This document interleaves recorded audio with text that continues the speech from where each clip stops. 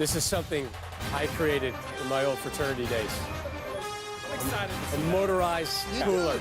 You got to be prepared to tailgate at any moment. 6 minutes away from kickoff. Oregon State, number 17. I love See him driving around Manhattan and that, you know? Get a little back. Oh, I love it. All right, Coach. Game plan, trying to limit this Oregon offense. Good luck. Well, you know what? Gary Anderson runs a 3-4 defense, but it's a pressure defense. And I think what he's going to have to do is come up with a couple schemes to give some indecision to Vernon Adams, the quarterback, and force him into some bad plays to create some turnovers. I mean, I think it's all going to be about Oregon State's defense forcing some things somehow, some way. For Oregon State to win this game, Oregon better not show up to the game or they better not get off the bus, Coach. No disrespect to Oregon State. Let's get fired up. I'm just saying that they're playing too good a football right now. Oregon State is going to be a good football team. Gary Anderson is going to build this program. This year, it's going to be a challenge. Clear temperatures in the 40s in Eugene, which is where we send you right now. Chris Myers and Evan Moore with the Civil War. Thank you, Rob Stone. An ideal setting, a scene so important to a rivalry, it's been named the Civil War. Welcome to FS1 College Football, presented by Kay Jewelers. Today's Pac-12 matchup featuring the Oregon State Beavers visiting the Oregon Ducks here at Autzen Stadium in Eugene, Oregon. With former Stanford receiver Evan Moore, I am Chris Myers, and hope you enjoying your Thanksgiving holiday. I know you're going to enjoy Vernon Adams today, Evan, unless you're a member of the defense. He is a seed coming off a 6-touchdown performance. The team, the Ducks, have won 5 straight, averaging 43 points a game during that stretch. And this is a guy, Vernon Adams, who brings entertainment value to every game. Well, there's no question. Vernon Adams has absolutely caught fire the last 5 weeks since he's been healthy, to the tune of 1,500 yards, 18 touchdowns, and 4 interceptions on a 5-game winning streak. Played outstanding football since he's been back, and he's showing just how valuable he is. In addition, having him in the backfield with Royce Freeman, the Pac-12 Freshman of the Year last year, had just over 1,300 yards. This year, just under 1,600 yards as he chases the Pac-12 rushing title alongside Christian McCaffrey from Stanford. Both of those guys will be significant weapons for him today in this rivalry game. A lot to deal with for the Oregon State defense. Meanwhile, their head coach, Gary Anderson, in his first year, he's had to deal with a lot of injury. Young players, only 11 seniors active on this team. Starting his 3rd different freshman quarterback today is from California, Marcus McMaryion. Well, the decision to go with Marcus is largely a microcosm of what this team has dealt with all year long, youth and injuries. But Marcus showed enough last week against the University of Washington to warrant his first start today. And it's going to be important for them to get him into rhythm. And by doing that, you're going to find guys like Victor Bolden and Jordan Villeman, 2 very capable receivers for this Oregon State offense. And it's important for them to step up and take some of the load off of this redshirt freshman and allow this team to move the ball here in a hostile environment. And it is hostile. This rivalry goes back to 1894. This is the 119th meeting today, and whatever the score of the standings, the emotions always run high in the Civil War. 1, 2, 3, let's go. Now, Beavers, let's go. Now, Beavers, let's go. Now, Beavers, strike! Let's go, man. Let's go. Get it down. Everyone on 3. 1, 2, 3, 1.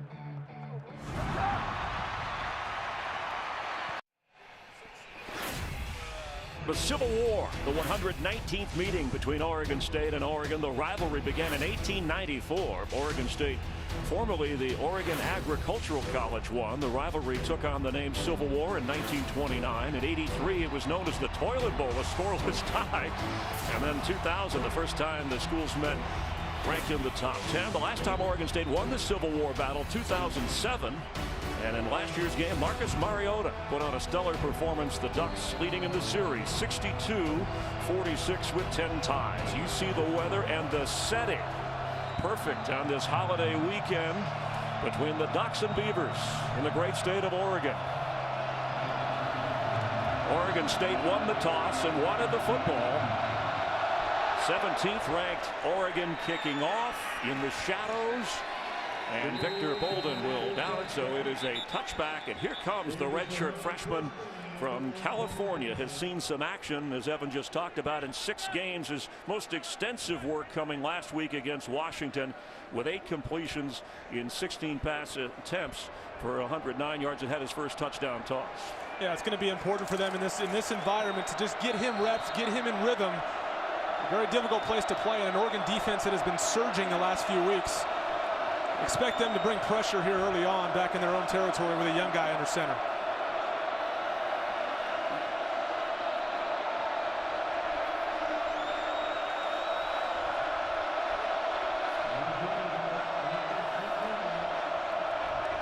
Ryan Nall in the backfield. And he gets the carry up across the 32-yard line from Sandy, Oregon, in Central Catholic. One of those freshman players we've talked about, Evan, and one of those impact players today. Yeah, they've been beaten up a little bit at the running back position. They're going to go with Ryan Nall today and rely on him to move that ball down the field and control the tempo of the game. Two big-time receivers in Victor Bolden and Jordan Villeman. But on defense for Oregon, DeForest Buckner. It's up to him to set the tempo up front like he's done consistently throughout the year. Was a big part of this Oregon defense. We will see Seth Collins, some at quarterback, some at receiver, as Nall experiencing his first Civil War, the first of many, according to his coach, he hopes. And now Storm Bars Woods, who has been outstanding, has had nagging injuries all season long. Yeah, one of the things we're seeing right now from this Oregon State offense is right now on the field they're huddling. Not something they've done a ton of this year, but it's something they talked about throughout the course of the week. If we're going to control the tempo, there's no need for us to get up to the line in a no-huddle offense. I want to slow things down a little bit, and that starts with huddling before each play. And try and play keep away from Vernon Adams and that Oregon offense. On 3rd and 3. McMarion looks to throw. Can he get the first down? Reaching across. DeForest Buckner making the stop right at what looks like the 35-yard line. Yeah, it looks like McMarion here wants to go to the boundary and throw a slant route. And one thing these young quarterbacks have all been able to do throughout the course of the season is be mobile. And once he loses number one, he tries to get the yards and extend for the first down, which it looks like they're going to give to him. He did get it, Evan. So 1st and 10, Oregon State. And the coaching staff talked about how well McMarion, for a freshman, handled a lot of the ups and downs of the quarterback situation this year, and a number of injuries as well. Victor Bolden sets up in the backfield, and now in motion to the bottom of your screen. McMarion with time, fires and caught up across the 42. Jordan Villeman. Just like we said in the open, getting Jordan Villeman out in space. Right here, you're going to get the slant route, delivers the ball right out of his break. A little late, and Charles Nelson getting there making a good hit. But good job by Jordan Villeman hanging on to that football and getting yards for this Oregon State offense. The key here is rhythm throws for Marcus McMarion. You can see that's what they're trying to do, is get these rhythm throws. Seth Collins checks in, takes the direct snap, and runs for the first down and across midfield. Collins, the freshman who has tried to play some quarterback. He was hurt his athletic ability. They talked about using him at receiver. We're going to see him all over the place. Yeah, they talked about he really is the best athlete on this football team, they feel. A freshman that played some quarterback, led this team in rushing for most of the season. You're going to see him at receiver, wildcat, in the backfield, all over the place as they try to put on display his athletic ability. Ryan Nall back in the backfield after an 8-yard pickup. McMarion wanted to go to Nall and now has to scramble and gets inside the 45-yard line. I mentioned Gary Anderson, first year as the Oregon State head coach, 8th year as a head coach in college football, coming back to the Northwest after a couple of seasons at Wisconsin with a Big Ten West title last year. And of course his run at Utah State, very impressive. On 2nd down 5 from the 44 of the Ducks.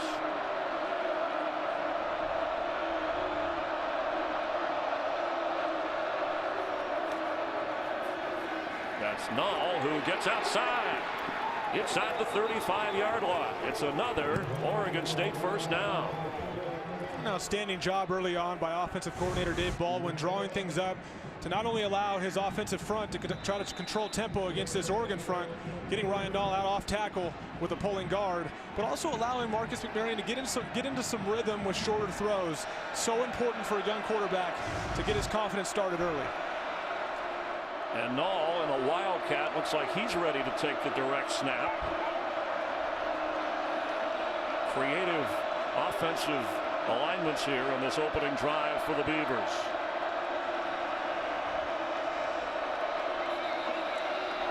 And we have a timeout, Oregon State. First charge timeout, Oregon State. The early opening, the underdog, Oregon State Beavers on the move.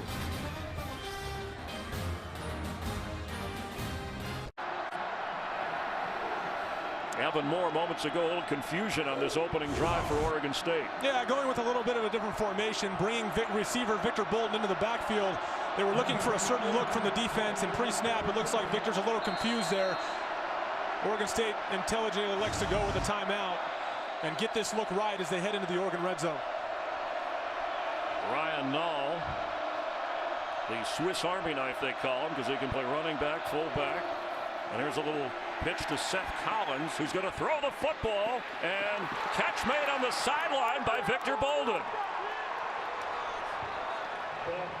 We'll take a look at the feet here, but these are the exact kind of things that happen in rivalry games. These trick plays. A great ball out to Victor Bolden, and he looks like he gets that right foot in before he hits the ground, secures the catch. That's going to be a first down in Oregon territory. 44th catch of the year for Victor Bolden. He's been averaging 10 yards a grab. Has also run the ball, averaging over 5 a carry. A pickup of 21. Ryan Nall waiting for the direct snap. Marcus McMarion is back in, and Nall the handoff as he's thrown down inside the 3-yard line. Well, Chris, Gary Anderson deserves a lot of credit here, not only for electing to take the ball first, but being very creative on this first drive and realizing that so much of the tempo of this football game is on what they're able to do on this first drive. And they've answered the call, and they're knocking on this end zone right now with a chance to go up 7-0. And Seth Collins is in at quarterback.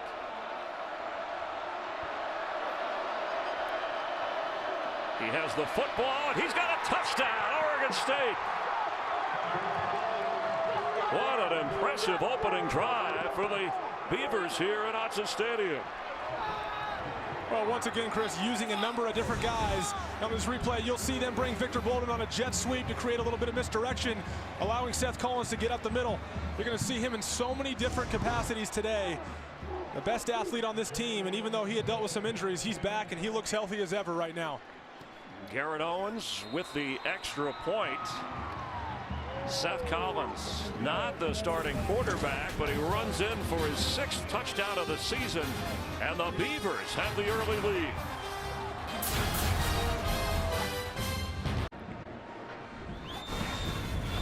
FS1 college football is presented by Kay Jewelers with Evan Moore and Chris Myers. Hope you're enjoying the Oregon State start to the Civil War. A 75-yard drive. Collins, who had the touchdown run, also threw a pass on that drive, and Nall carried 4 different times. They're doing this without Storm Bars Woods, their leading rusher, who is not dressed for today. Well, fittingly in a game like this, they're going to leave no clubs in the bag. They've made it very clear on this first drive. They're going to pull out all the stops to put this ball in the end zone, and I love the way they've used Seth Collins here early on, given his athletic ability and how much he means to this offense. Garrett Owens with the short kick, and it's Charles Nelson, and the ball comes out.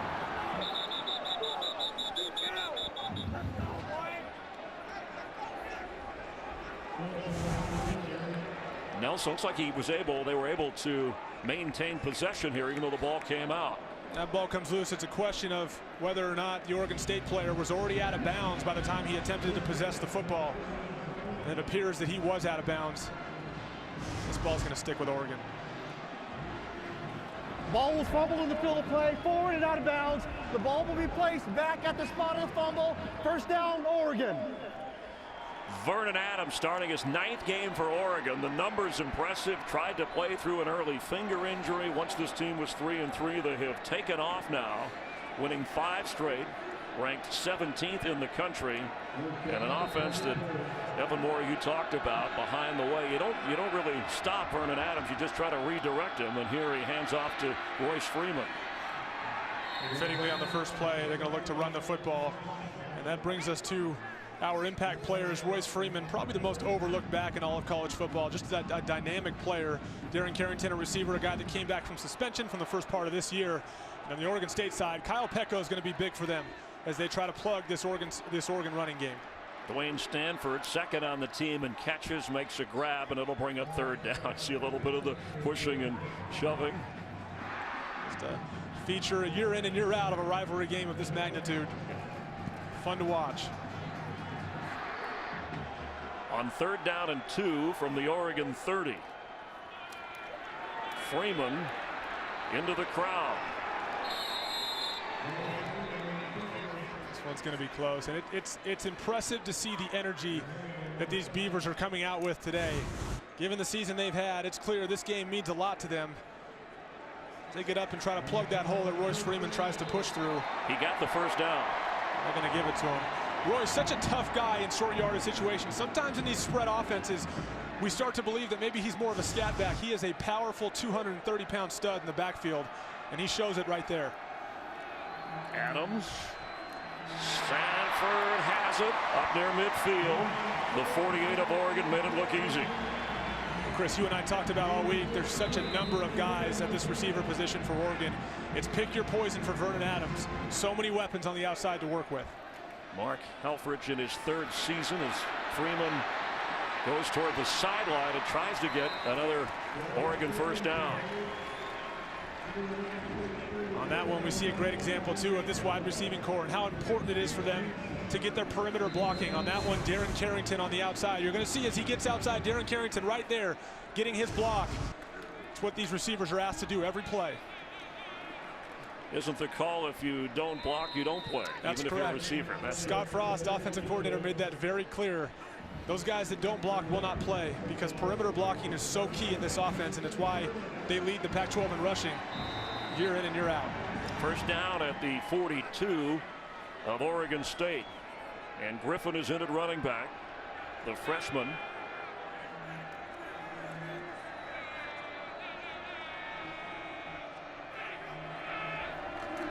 Adams open. It's Stanford again. His 3rd catch on this drive, but he's still going. Inside the 20 of Oregon State.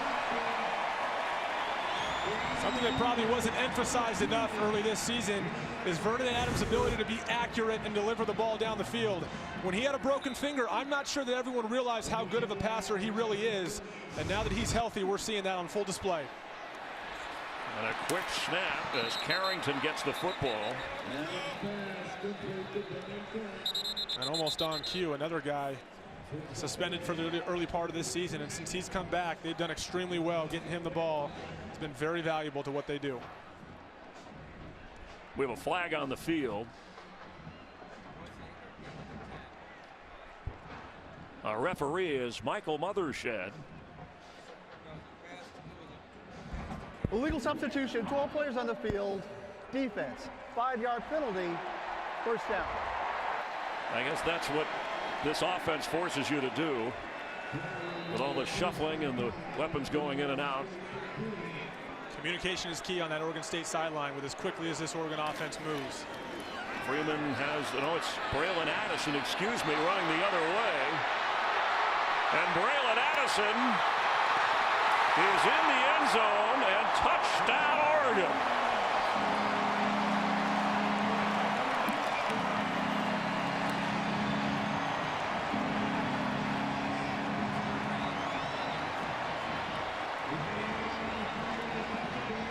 Just a great example of the versatility of this Oregon offense.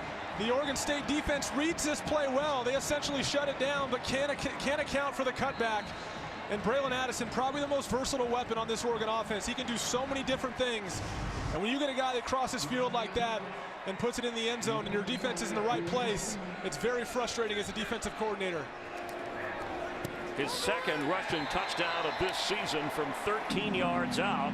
Royce Freeman was in on the play, but it was Braylon Addison who got the carry, reversed field, and found the end zone for the Ducks.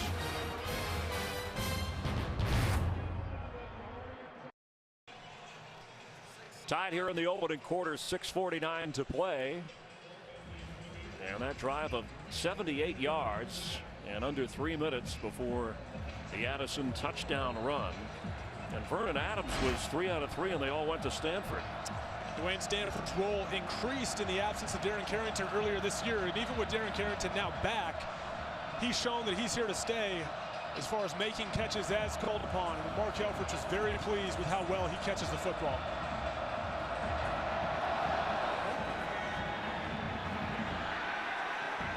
From the end zone, it's Oldham, and brought down across the 17.5-yard line. So they'll start deep in their own territory. But having that last drive, it was creative. A couple of different people taking the snap and different quarterbacks. Yeah, I like what they're doing with Marcus McMaryion, establishing a little bit of rhythm and also bringing in Seth Collins to feature his athletic ability.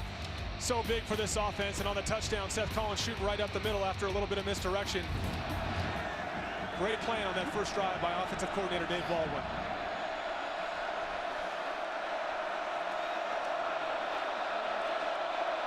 Ryan Nall in the backfield for McMaryion. From the 17, Nall looking for a place to go. And maybe a yard before being gang tackled there by the Ducks. I think we're seeing more of today for the Miss Oregon State offense as well. There's more tight ends on the field. We've seen several plays already where they've had 2 tight ends on the field. Not something they've done a ton of this year, but in an effort to run the ball more efficiently, eat up a little bit more clock, and establish a little bit more tempo, be very helpful to get these tight ends a little more involved.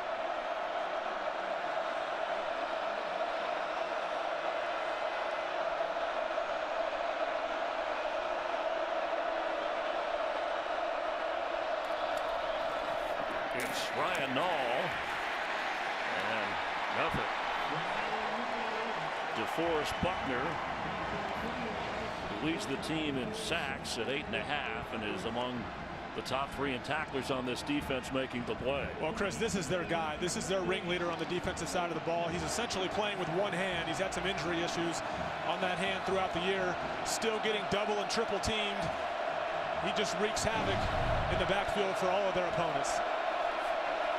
See the time of possession, part of the Oregon State game plan, as Evan pointed out. Try and play keep away on 3rd and 7.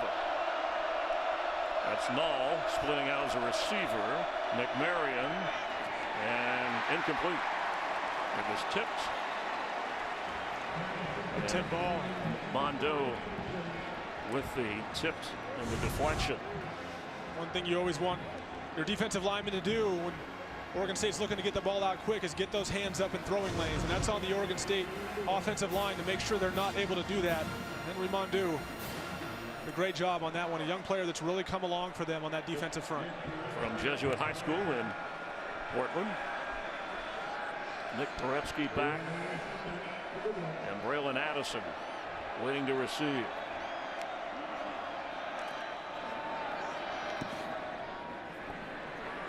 Fair catch waved for, and at the 42 of Oregon,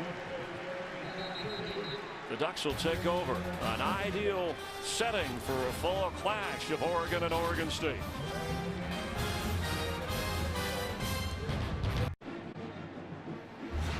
The Las Vegas Invitational concludes tonight. Doubleheader, including West Virginia taking on San Diego State in the championship game. It begins after the game here on FS1.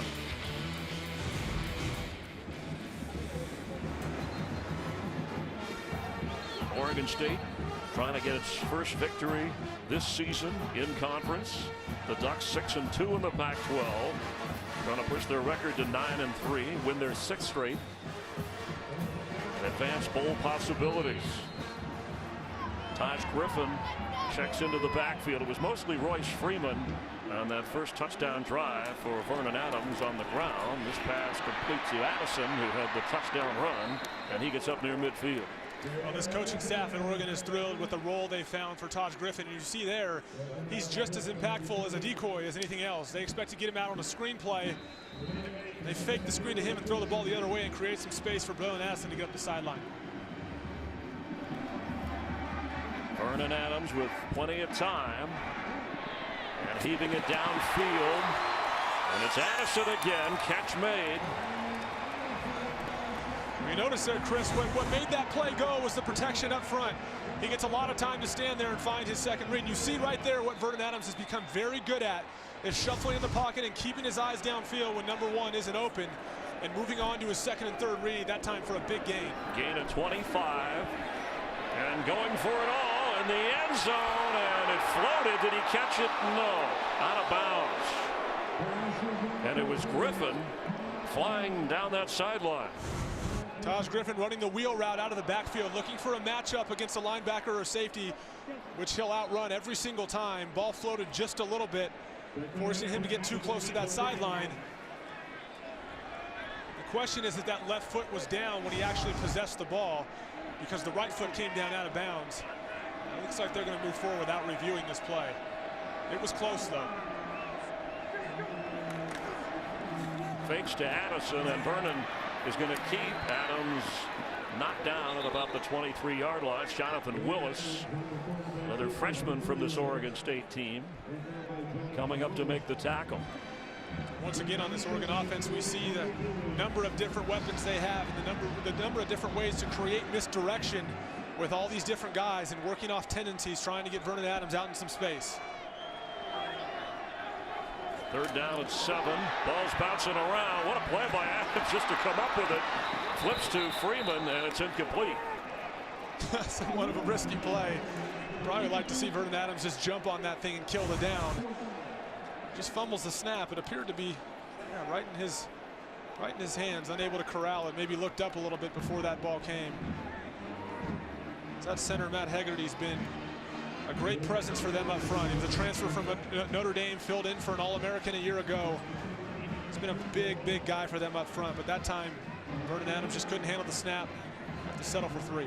Aiden Schneider, 19 of 20 field goals this year from 39 yards away to give the Ducks the lead. It's not going to make it.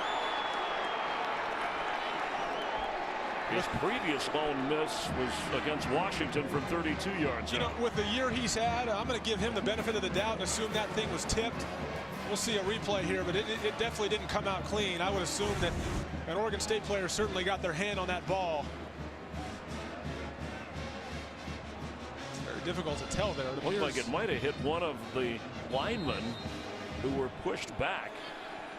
Kyle Pecco with the pressure, and Gary Anderson says that's the way to keep this thing close.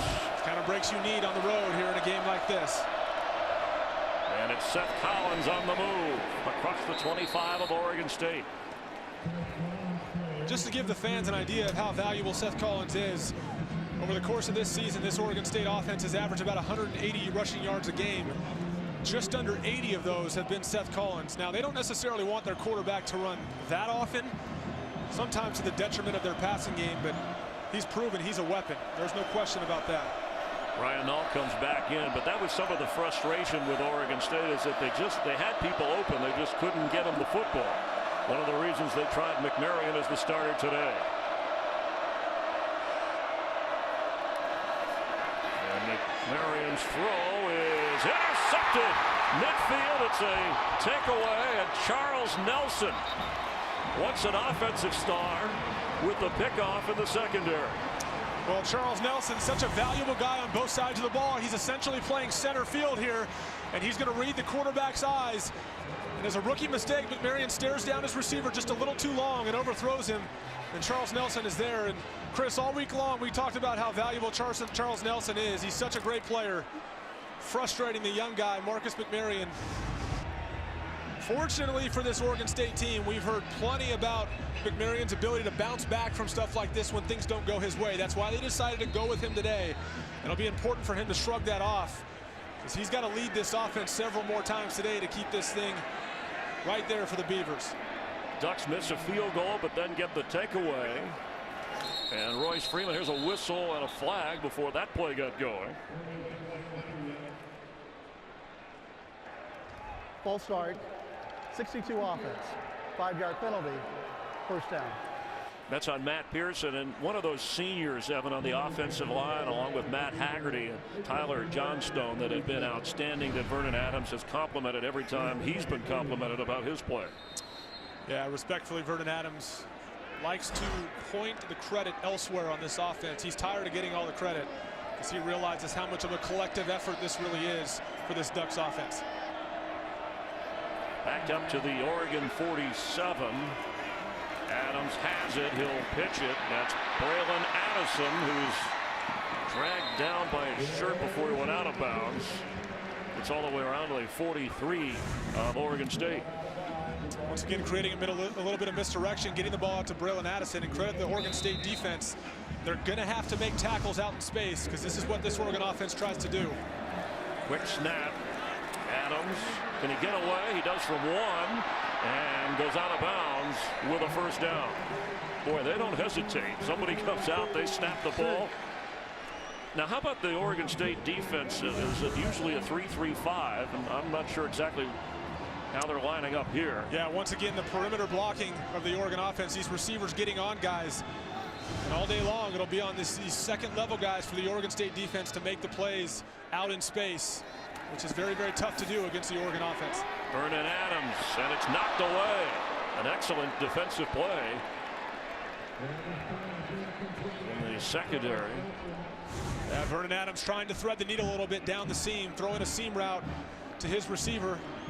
Adam Sussman. Sussman getting back just enough to get a hand on it. Usually tip balls will create interceptions. In that case, nobody else was in the area, but stopped a big play for the Beaver defense. Griffin in. And because of injury at linebacker for Oregon State, they've had to mix and match.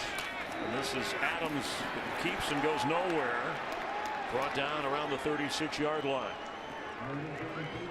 Yeah, Kalani Sitake, though, coordinator for this Oregon State defense, has these guys playing disciplined football. That time they elect to bring some pressure off the edge to the field. Confuses Vernon Adams just enough to get him to stop his feet, allowing them to make the tackle in the backfield. On 3rd down and 10, Adams is going to get rid of it, and catch made. What a play to Darren Carrington. When you get enough pressure and you're able to get in front of Vernon Adams, you've got to bring him down, because those eyes are going to continue to stay downfield, and if he finds open guys, he's shown he has the ability to let it go. But this Oregon State defense has not been able to get pressure on the passer enough this year, and they do it right there. They just got to get him down and not allow him to find guys late in the downs, because these receivers are too dangerous down the field.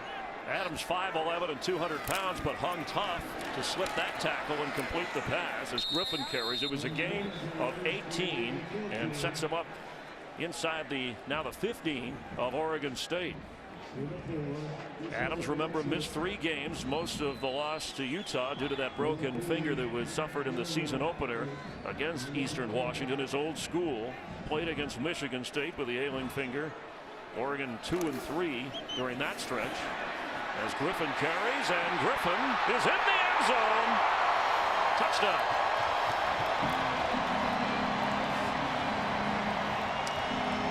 Once again, running the speedy freshman Taj Griffin off tackle.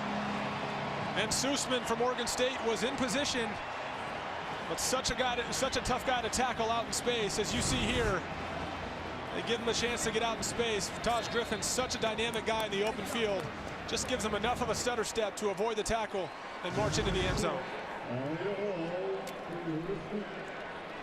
3rd rushing touchdown of the season. The freshman from Powder Springs, Georgia, after the extra points. And the Ducks behind Taj Griffin this time, lead 14-7.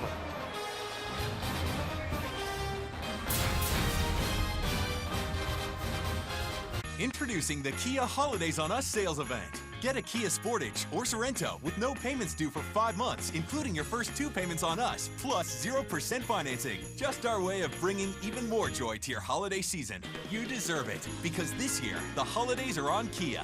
With no payments due for 5 months, including your first 2 payments on us, plus 0% financing. Discover more joy. Discover the new Kia. Hurry in today before the holidays are over.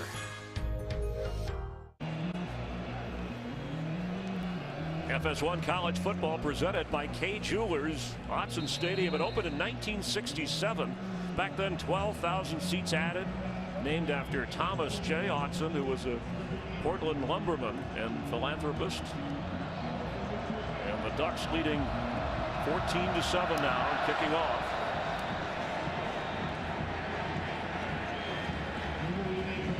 Let's get a game break and check in. A Lowe's game break with Jenny Taft. Jenny? Thanks, Chris. Fourth-ranked Iowa visiting Nebraska, trying to keep their undefeated season alive, but a costly turnover for the Hawkeyes would cost them. The Cornhuskers take advantage. Amani Cross, 4-yard touchdown to tie this one up at 7 in the second quarter. Chris? All right, thank you, Jenny. Damian Haskins has checked in at running back. They've used Ryan Nall much of the game with McMarion at quarterback and Seth Collins mixed in. Collins has the touchdown for the Beavers today.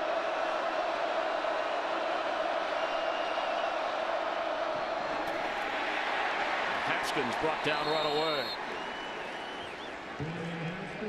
Remember, without Storm Bars Woods, who it's tough in your last game as a senior, one of the top 5 rushers in school history, for him not to be dressed for this, that has to be difficult. It's not only his production, but also his presence on the sideline and on the field for this team. He's a leader, one of the more productive players to ever put on a Beaver uniform. It's tough not to have him out there today.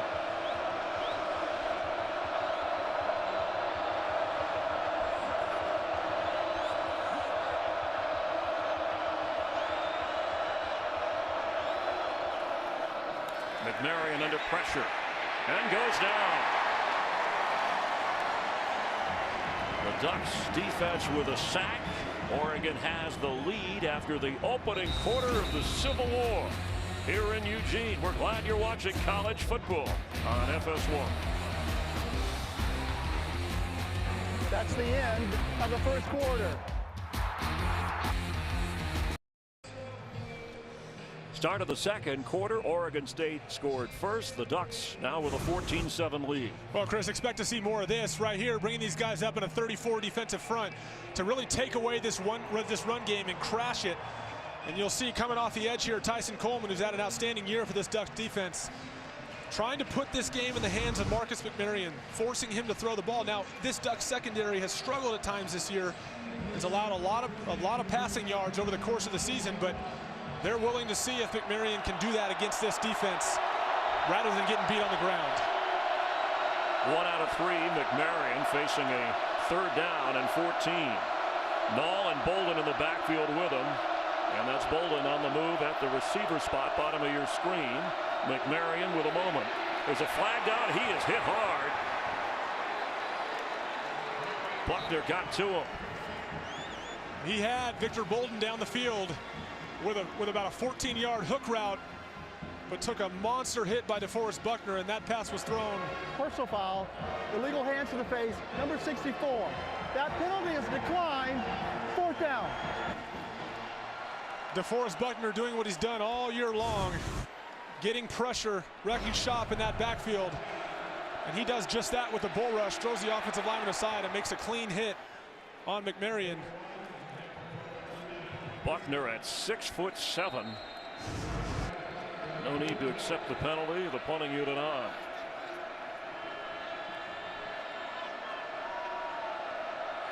Addison standing back at the 40 of Oregon.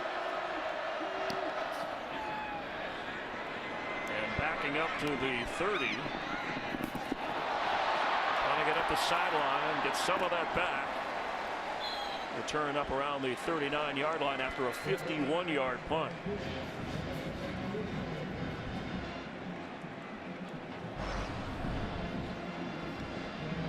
First quarter numbers with Evan Moore, Chris Myers. Great scenery here, by the way, when you look beyond the stadium.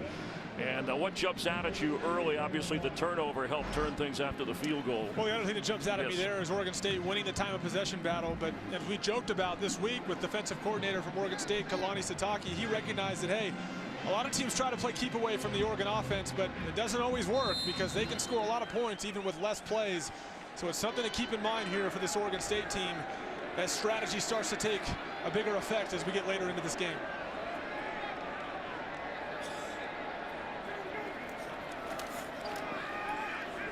Adams to a wide open Jalen Brown, who is brought down at the 45-yard line. Vernon Adams coming in, completing over 63% of his throws, more than 2,000 yards, 22 touchdowns. He's also run for a couple of scores. But the touchdowns today have come on the ground from Addison and Griffin. This is Freeman with a big hole. Royce Freeman slips a tackle and gets a first down around the 40 of Oregon State. When you bring a corner up in cloud coverage like they do here to the field, it's important for those corners to be able to make tackles in space. And that time they were unsuccessful in doing that against Royce Freeman, giving them a first down.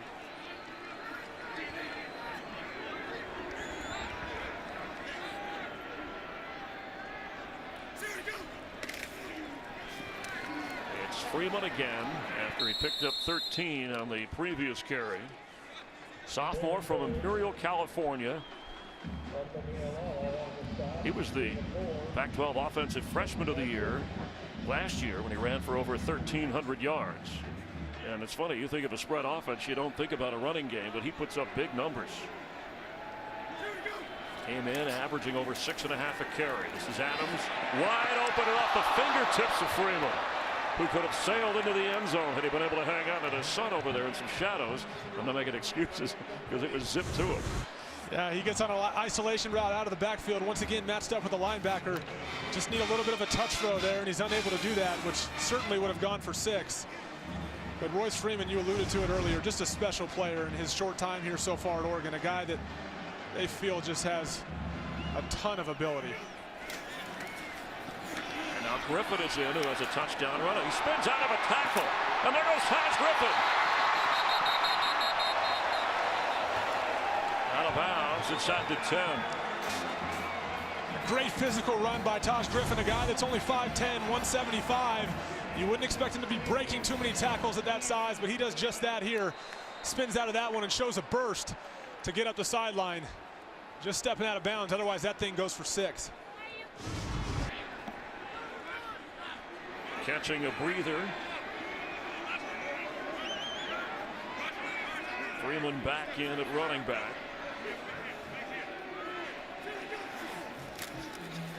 And Adams for the end zone and falls short. Adams had his offensive lineman pushed back into him just briefly. And Chris, as we mentioned a minute ago, as you'll see here, looks like a wounded duck. It's a little bit rushed on that play.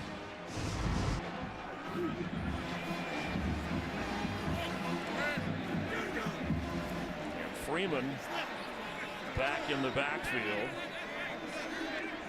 on 2nd and 10. He has the football. And closing in on defense. Strong tackling against Kyle Pecco, who had played nose tackle and has kind of moved to the outside. The senior up front from La Habra, California. Cerritos Junior College. He's been a bright spot for them on this defense. A guy that has missed some time the last couple years for academic issues, but they've been thrilled with the way he's responded, pushed through some personal adversity he was dealing with. Probably the most dynamic player on this defense and the biggest disruptor on this front 7. On 3rd and 7, Vernon Adams underneath in the middle of the field. Down to the 5. Dwayne Stanford, who in that opening drive caught all 3 of Adams' passes, back in the picture here, and it's 1st and goal. A little bit of a rub route with Dwayne Stanford and tight end Evan Bayless crossing paths and creating a little bit of space to get Dwayne Stanford the football. Adams 8 out of 13 so far. They picked up 12.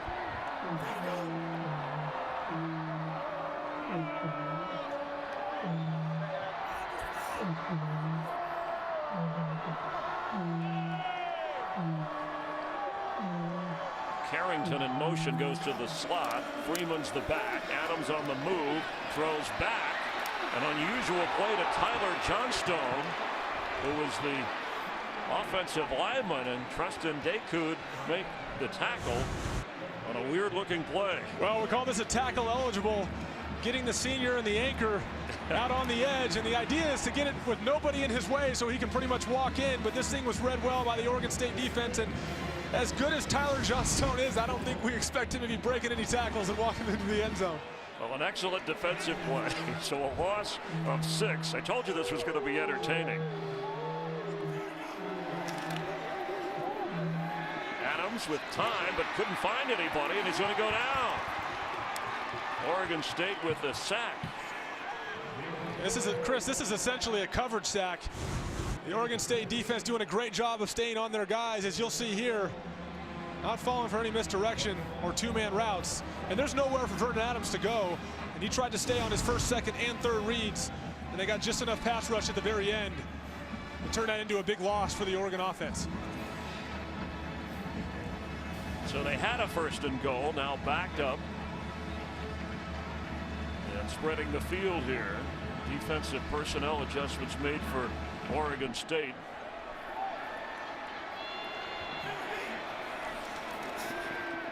Addison has it, but is not going to get into the end zone. So an important stand for Oregon State.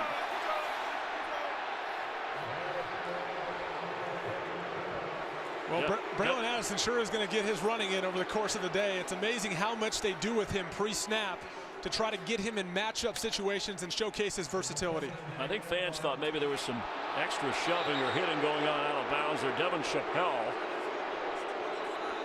who is from Springfield, Oregon, nearby, it's practically Eugene, and played at Western Oregon, where he had an interception against Vernon Adams when Adams was at Eastern Washington. He's the one who made the play, and now Schneider to try a 25-yard field goal after missing earlier. He's back on target. The Ducks add 3. An ideal fall day for football in the Pacific Northwest.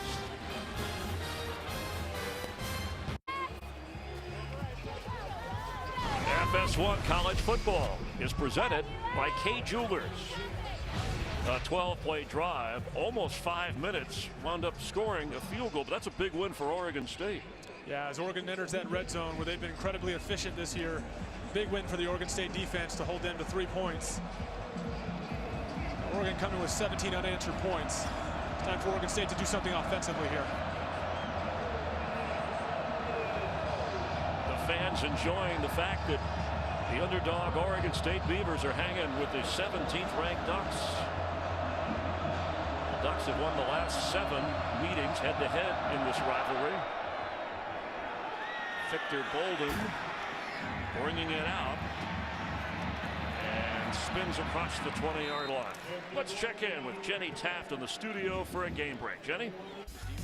Well, Chris, here's an update between Iowa and Nebraska. It was a tie game until an unfortunate mistake from Tommy Armstrong results in a pick 6 for Parker Hesse to give the Hawkeyes the 14-7 lead in the second quarter. I'll keep you guys posted. Thank you, Jenny. Evan, later I want to get your thoughts on the 4 teams in the college football playoff. Your thoughts on the Heisman race. I know you think Vernon Adams was a guy, if he was healthy all year, who would have been in that mix. Ryan Nall waiting for in the backfield with McMarion for the handoff and gets up just short of the 25-yard line. Yeah, once again, Chris, bringing guys up in this defense to plug these different gaps and either provide pressure if Oregon State elects to pass the ball or stuff gaps in the run game. Timeout for an injury on the field. And just do their best to force Marcus McMarion to beat them with his arm. It's Alex Balducci on the defense, the injured player. We will check on him in return.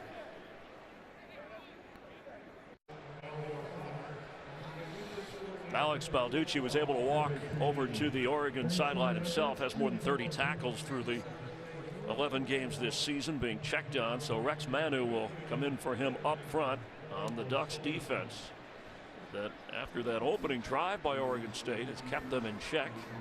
Charles Nelson with an interception for the Ducks on defense, and there is Manu. Seth Collins is in at quarterback. He has the touchdown run for Oregon State. McMarion, the starter, 1 out of 4 through the air so far, and all the back on 2nd and 7.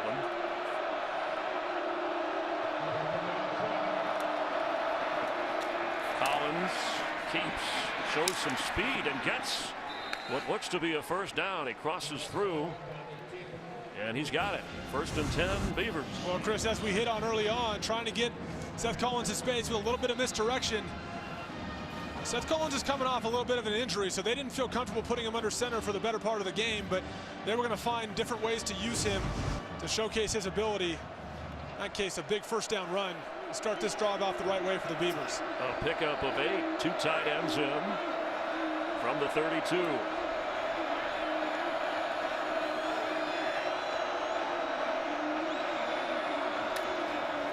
Ryan Nall the carry, but nowhere to go. And Nall, one of those freshman players at 6'2" and over 250. Rodney Hardrick getting there nicely to plug up that gap. A guy on this defense that is a leader and a big presence for them.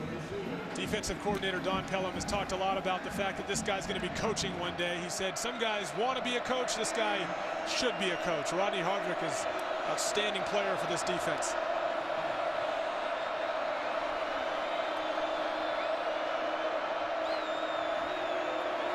On 2nd and 10. McMarion's pass juggled on the sideline but held on to. His tight end Noah Togiai. Let's take a closer look at the footwork. It's like that toe barely gets in and secures the ball all the way to the ground. Togiai, a young guy, a 6'4", 215-pound freshman that I feel very good about. He's very explosive. Just want to get him more opportunities. Collins, a receiver. He's in the slot between the 2 receivers at the top of your screen. On 3rd and 6.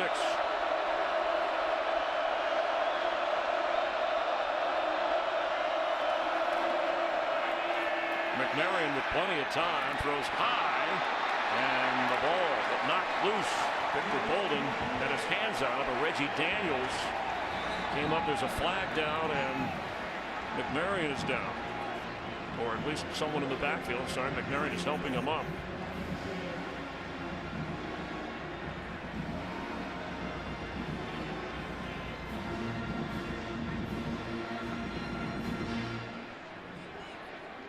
I have fouls on both teams. Unsportsmanlike conduct, number 81 offense, and number 12 on the defense. Those fouls will offset. That will count as a first unsportsmanlike conduct foul for number 81 and number 12. So Togiai and then Chris Cisse. And Togiai said, what did I do? Given that this was not a combative penalty, they're not going to be able to replay this down. They're going to end up with 4th and 6. And on that play, Marcus McMarion found Victor Bolden against his own defense, and those holes are tight. That ball has to come quick, and Victor Bolden has to kind of sit in that void, and that time he didn't do that and took a big hit. Nick Borepsky back to punt. Braylon Addison waiting to receive. Just over 7 minutes to go here in the first half. Fair catch called for at the 27-yard line, and that's where Vernon Adams and the Oregon offense will take over, leading 17-7.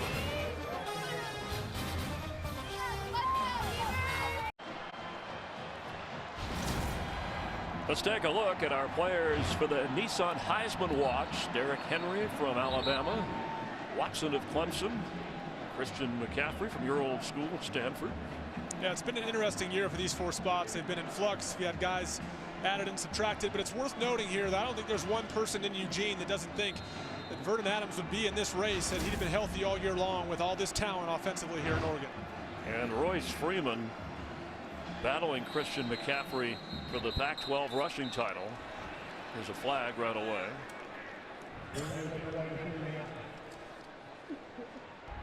False start. Number 73 offense. 5-yard penalty. First down. Going back to Adams today, he's 9 out of 14, already over 100 yards. But when you look at the numbers, and that's with the injuries that we talked about, missing some of the games, playing hurt through some of those, he's a difference maker. And you wonder where Oregon would be if he were healthy from the start. Graduate senior as Freeman carries.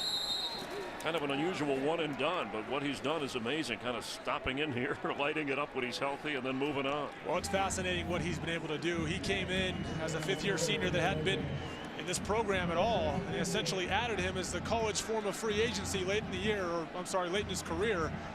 Unbelievable how he's commanded this offense since arriving on campus. Quick pass to Stanford again, who's loose.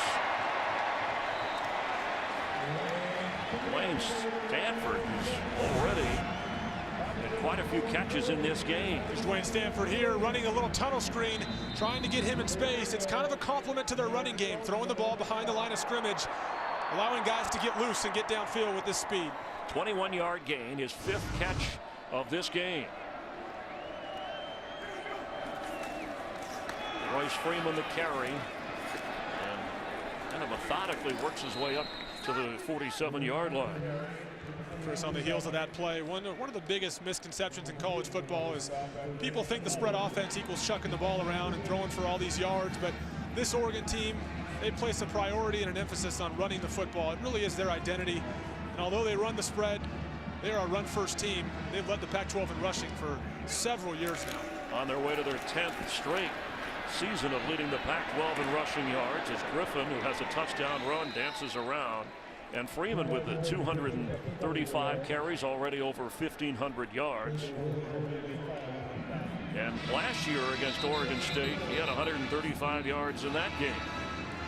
It's a head-scratcher as to why he doesn't get more attention nationally, given how successful he's been in this system. This is a team that is number 5 in the country in rushing yards per game, over 280 yards a game. We have an injured player. It's Kyle Haley, as they check on him on the Oregon State side of things. He made a big hit at the end of that play on Royce Freeman. As you'll see here, he comes in late, and he lays the wood on Taj Griffin. Unfortunately, might have got bent back a little bit there as he went down to his knees. Kendall Hill, part of that clamp down on Griffin. And being helped over to the sideline, the junior, Golden West Community College, and from Anaheim, California. Only 11 active seniors for this Oregon State team. And you talked about it from the start, Evan, about how injuries and youth have kept this team from having more success in the win column. Adams with time and dumps it off. Kirk Merritt down to the 40 of Oregon State. Well, Chris, we see here again as he gets this ball out in the flat to Kirk Merritt. More receivers looking to get blocks down the field to spring him for a few extra yards, just enough to give him space to get down the field. Vernon Adams, again, keeping his eyes downfield and finding his 3rd or 4th option. Something most quarterbacks take a very long time to figure out. He's made it second nature. Adams fires complete. Kirk Merritt again. Kirk Merritt, end zone, touchdown Ducks. No, they're going to say he's out of bounds. Hang on. They're saying he's out of bounds inside the 10. There's a flag down as well. And I'm sorry if the shadows over there, it's a little bit difficult to see.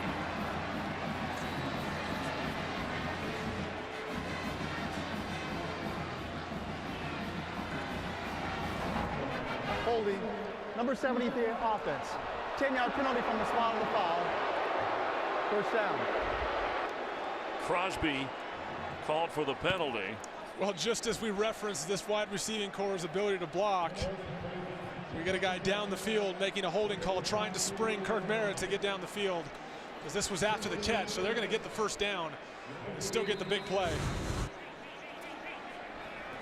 But as we see here, Vernon Adams with his pinpoint accuracy threads the needle there in the middle of the field for a big play for the Oregon Ducks. So the penalty backs them up, keeps them out of the end zone. Adams on the move. He's going to keep it and go out of bounds down around the 11-yard line. Might be good enough for another first down, and it is. A little bit of a balancing act for these receivers too, as we've referenced so many times. As Vernon Adams gets outside the pocket, he has a throw first mentality. Watch these eyes. These eyes stay down the field. He's saying, is anyone open? the receivers have to then make a decision. Do I block or do I look for the football? On that time, they spring a block and get him some extra yards. And Freeman met hard right away. An excellent defensive play. Kyle Pecco's been all over the field today. Number 99 for Oregon State, playing in his last game as a collegian. Pecco's got a chance to be an impact player at the next level as well. A big guy, 6'1", 305 pounds. They add up around Thanksgiving. They do, that's correct. Might have been 300 yesterday, but he's 305 today. That was a 2-yard loss. Second and goal. There comes a flag.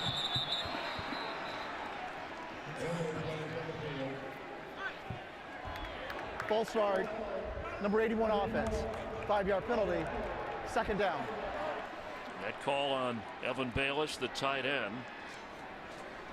Well, they're going to get Evan Bayless here, but they've had their share of issues pre-snap so far today with a number of different guys. And sometimes it's something that happens with an offense that has this much tempo or this much energy in a game like this. You get guys moving around a little bit pre-snap, and they can really hurt a drive if you can't harness those as this game goes on. Adams to Royce Freeman. A lot of room to run. But he'll be stopped inside the 5.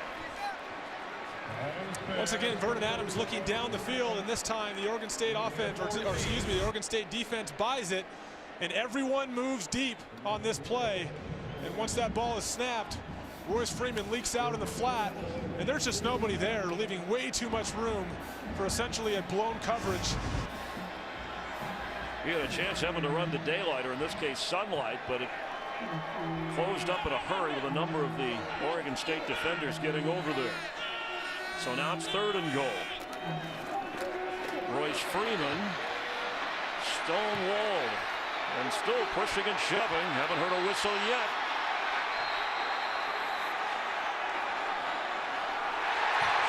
Touchdown. A delayed response. Somehow he worked his way through the crowd.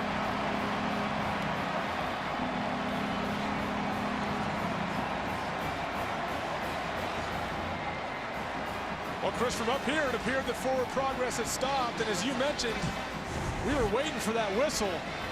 But apparently down there on the field, those legs of Royce Freeman just keep moving and churning and moving that pile, as you see right here. That pile really never stops, that gradual motion forward. And the referees smartly elect to let this play continue. And they're going to review as they want to make sure. It's so difficult to tell as they look at every angle. Well, the question's going to be whether or not that ball actually crossed the goal line, because they can't go back and review this thing and say that his forward progress was stopped. That's a subjective call on the field. Well, there was, sounded like a whistle before the hands went up. Now, I saw a member of the Ducks offensive line give a very early signal, but of course that's a biased view. There's Johnstone, who had the catch. Well, it's clear these officials did not step in and say the whistle was blown. They're waiting to see whether or not this ball actually crossed the goal line. And I'd say from this angle and the ones we've seen before this, it's incredibly difficult to tell. A lot of legs and feet dancing around. Let's listen after review. After review, the ruling on the field stands. Touchdown.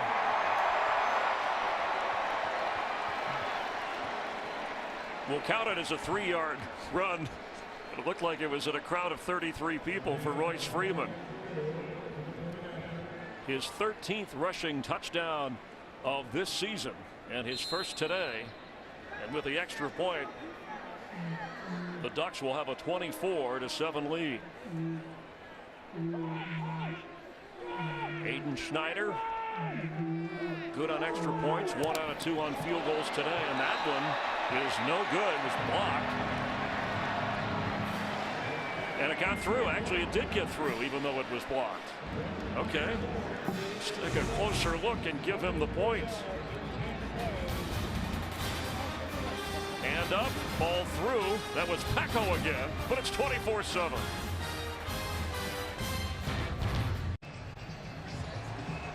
The Ducks surfing in celebration.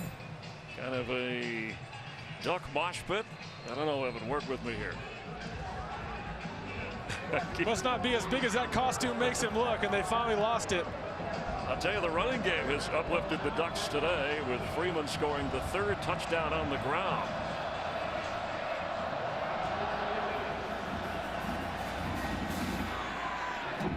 And here comes Victor Bolden for the Beavers.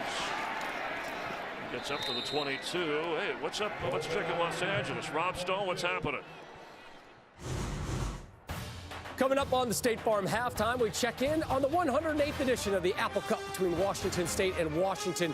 That one over on Fox. Plus, number 4, Iowa. They look to finish the regular season undefeated. And we'll show you one of the best catches of the season, courtesy of Houston, in an upset win. Chris, Evan, we'll see you guys at the break. Thanks, Rob. Look forward to that. While the Ducks are celebrating, Washington leads Washington State at the half, 17-3. Oregon would be alone in second in the Pac-12 North if that score stands, and it stands here as Seth Collins is in at quarterback and on the run for Oregon State. Incomplete. Well, Chris, as you said it, there's implications here beyond just what's going on here on the field today. Bigger picture, Oregon still looks at possibly an at-large bid in one of the New Year's Six Bowls, depending on some success Stanford has late. Are they able to get into a playoff as a 2-loss team? It's not out of the question. And also potentially a Fiesta Bowl bid as an at-large team as they continue to impress people in the national spotlight. Helfrich's team travels well. An exciting offense. It's entertaining as Collins remains the quarterback for Oregon State. He leads this team in rushing and carries there despite missing time. He has 3 100-yard rushing games, but as you pointed out, Evan, they need to find somebody that can throw the ball downfield. Yeah, as we know, Oregon State in the last few years has had a lot of success as a pro-style attack with quarterback Sean Mannion last year. And they're running an entirely different offense now. And as they said a couple times, we have some square pegs and round holes with an older personnel group trying to fit some of the stuff we're doing. The 2:17. Thank you.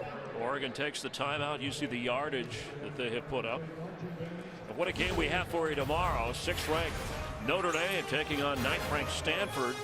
It's the biggest game of the weekend. Both teams trying to move into position for the college football playoff. It all starts tomorrow, 7 Eastern on your local Fox affiliate. With Evan Moore, who attended Stanford, not Chris Myers. I attended Fox and FSU or FS1 University. So we have that right. But glad you're watching college football on this holiday weekend on FS1, and hope you check out Fox's college football over the weekend. I know who you're rooting for. A lot of big ones, big implications in that game. The winner of the Stanford-Notre Dame game comes away with a huge win for their resume as they try to vie for position in that college football playoff. Ryan Nall in the backfield blocking for Collins, who's going to have to keep.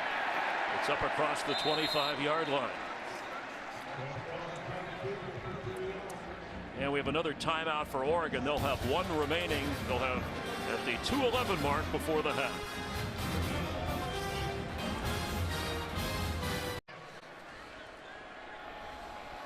Mark Helfrich's team, and he's a native of Oregon. He knows a lot about this Civil War, this rivalry in state. Only 50 miles separating the 2 schools from Corvallis and Eugene, and the Ducks with the upper hand. They've won the last 7 head-to-head. Nick Porebsky punting to Addison, who calls for the fair catch at the 33-yard line. And this Oregon offense, you know, they have an NCAA record streak of 79 consecutive games with a touchdown pass. Looking for their 80th today. They broke the Texas Tech record of 69 straight earlier this year. They don't have a touchdown pass yet. They've been on the ground very solid today. Yes, this team leads the conference in rushing for a reason. So many different guys out of the backfield, including Braylon Addison here, switching field for a touchdown. Taj Griffin, the dynamic young guy, out of the backfield. And we all know Royce Freeman all too well and what he's been able to do with this powerful rushing game for the Oregon Ducks. Adams comes out firing, passes batted away. And Chris, you referenced this Oregon staff, understanding this rivalry. Most people don't realize this Oregon staff is the longest tenured coaching staff in college football. A lot of these guys were here before Mark Helfrich even became head coach back in the Chip Kelly and Mike Bellotti days, which resulted in a lot of success with that kind of continuity year in and year out. Adams pass caught by Carrington up across the 40, winning the Pac-12 title last year, taking Oregon to the first college football championship game. Scott Frost, former Nebraska quarterback, offensive coordinator. There you see Scott Frost there, deserves a lot of credit for bringing this new quarterback into this system in Vernon Adams and getting him to play at this level in such a short amount of time. Very, very impressive. Sideline catch made by Freeman. And gets the first down, going out of bounds. Again, Oregon with one timeout remaining. Vernon Adams has done is made Scott Frost want more. He desperately wishes he could have Vernon Adams for maybe three more years like he normally would get. Unfortunately, that's not going to be possible, but he is effusive in his praise for the play of Vernon Adams. And you wonder, something we'll talk about in the second half, who's going to be the quarterback next year once Vernon Adams has moved on after his bowl game as Freeman carries to midfield. One of the interesting points Scott made is that when Marcus Mariota was here, he played as a young guy, and they went through a period of time where they struggled to get big-time recruits because they knew Marcus Mariota was going to be the starter. Addison goes out of bounds with a first down catch. Created a little bit of a void in the recruiting pipeline at this quarterback position. Too many young recruits knew if they came here, they likely would not be playing with a guy like Mariota under center. But now that he's gone, they like what they have here, and they like what they have going forward from a commitment standpoint. The future looks bright. After a pickup of 13, Adams with time, middle of the field. Addison has it. It's going to be a touchdown, Ducks. And there's your touchdown pass today. Well, one of the things that's going to happen as you continue to give different looks pre-snap like this Oregon team does with all these weapons and spreading you out is eventually you're going to start to get some communication errors with the Oregon State defense and some blown coverages. And that finally happened here for the Oregon offense. It's inevitable that they're going to cause teams to get confused pre-snap as they try to account for all the different guys that they have on that side of the ball. And this time, it hurts the Beavers big as they get 7 right before the half. Aiden Schneider on. He has 62 consecutive point afters made, despite the last one being blocked by Pecco. It made it through. That one is clean, so 63 in a row for him. And they're clapping over on the Oregon sideline. Well, as we said before, you're going to see a big void here in the middle of the field in a cover 2 look. And unfortunately, the linebacker doesn't get any depth. It's just a vertical route. It's a blown coverage with no depth from the linebacker. That linebacker has to bail and get back and help his safeties out. And Vernon Adams is able to see Braylon Addison and just lob it up to him for an easy 6. Way too easy, but as I said, as they spread things out, communication is key on the Oregon State defense. And they had a lapse there, and unfortunately these lapses can be very, very costly. 6 plays covering 66 yards. Addison, the only player in the country with touchdowns by run, catch, thrown pass, and punt return. And making the grab here.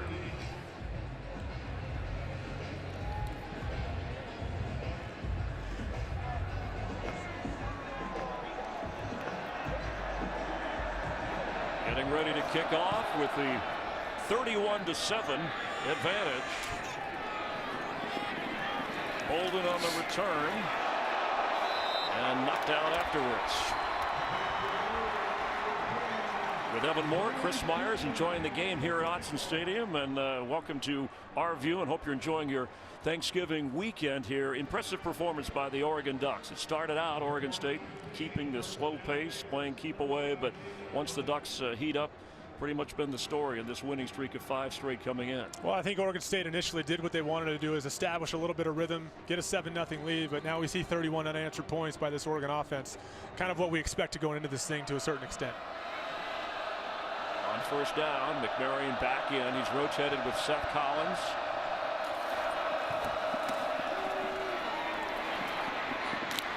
And a solid run by Nall. All the way up to the 35-yard line. Looks like a flag.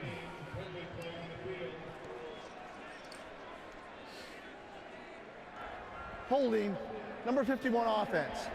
10-yard penalty. First down. That call on Cammy Delp.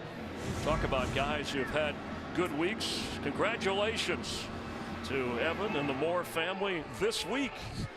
A proud new dad for the second time, and best of the family. Everybody doing all right? Everybody's doing really well. Our little girl Charlie's back home, getting some sleep, and Mom's doing well. You guys had to do this to me. This is a soft spot for me, man. I'm an emotional guy. Yeah, that's okay. This is an emotional game. You know, it's part of what we do. But that is, talk about all the things you've been through as a college football player at Stanford and your time in the NFL. Nothing better than being a dad. It's special. That's our second girl. I got 2 little girls at home, and pretty special time. The penalty backing up Oregon State to their own 10-yard line. Hoping to get out of this first half with any further damage. There's nowhere to go. Ryan Nall giving it his best shot, but shoved backwards.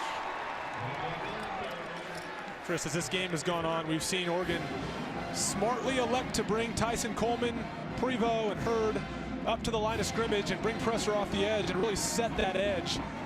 Really basically funneling these running backs back into the interior of the defensive line.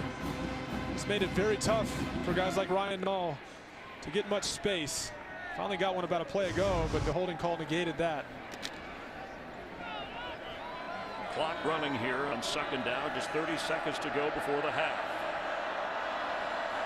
Oregon will get the football, or at least Oregon State will be kicking off to Oregon to start the second half. And that touchdown pass, Vernon Adams, so that streak of now 80 consecutive games with at least a touchdown pass, an NCAA record continuing for the Oregon Ducks.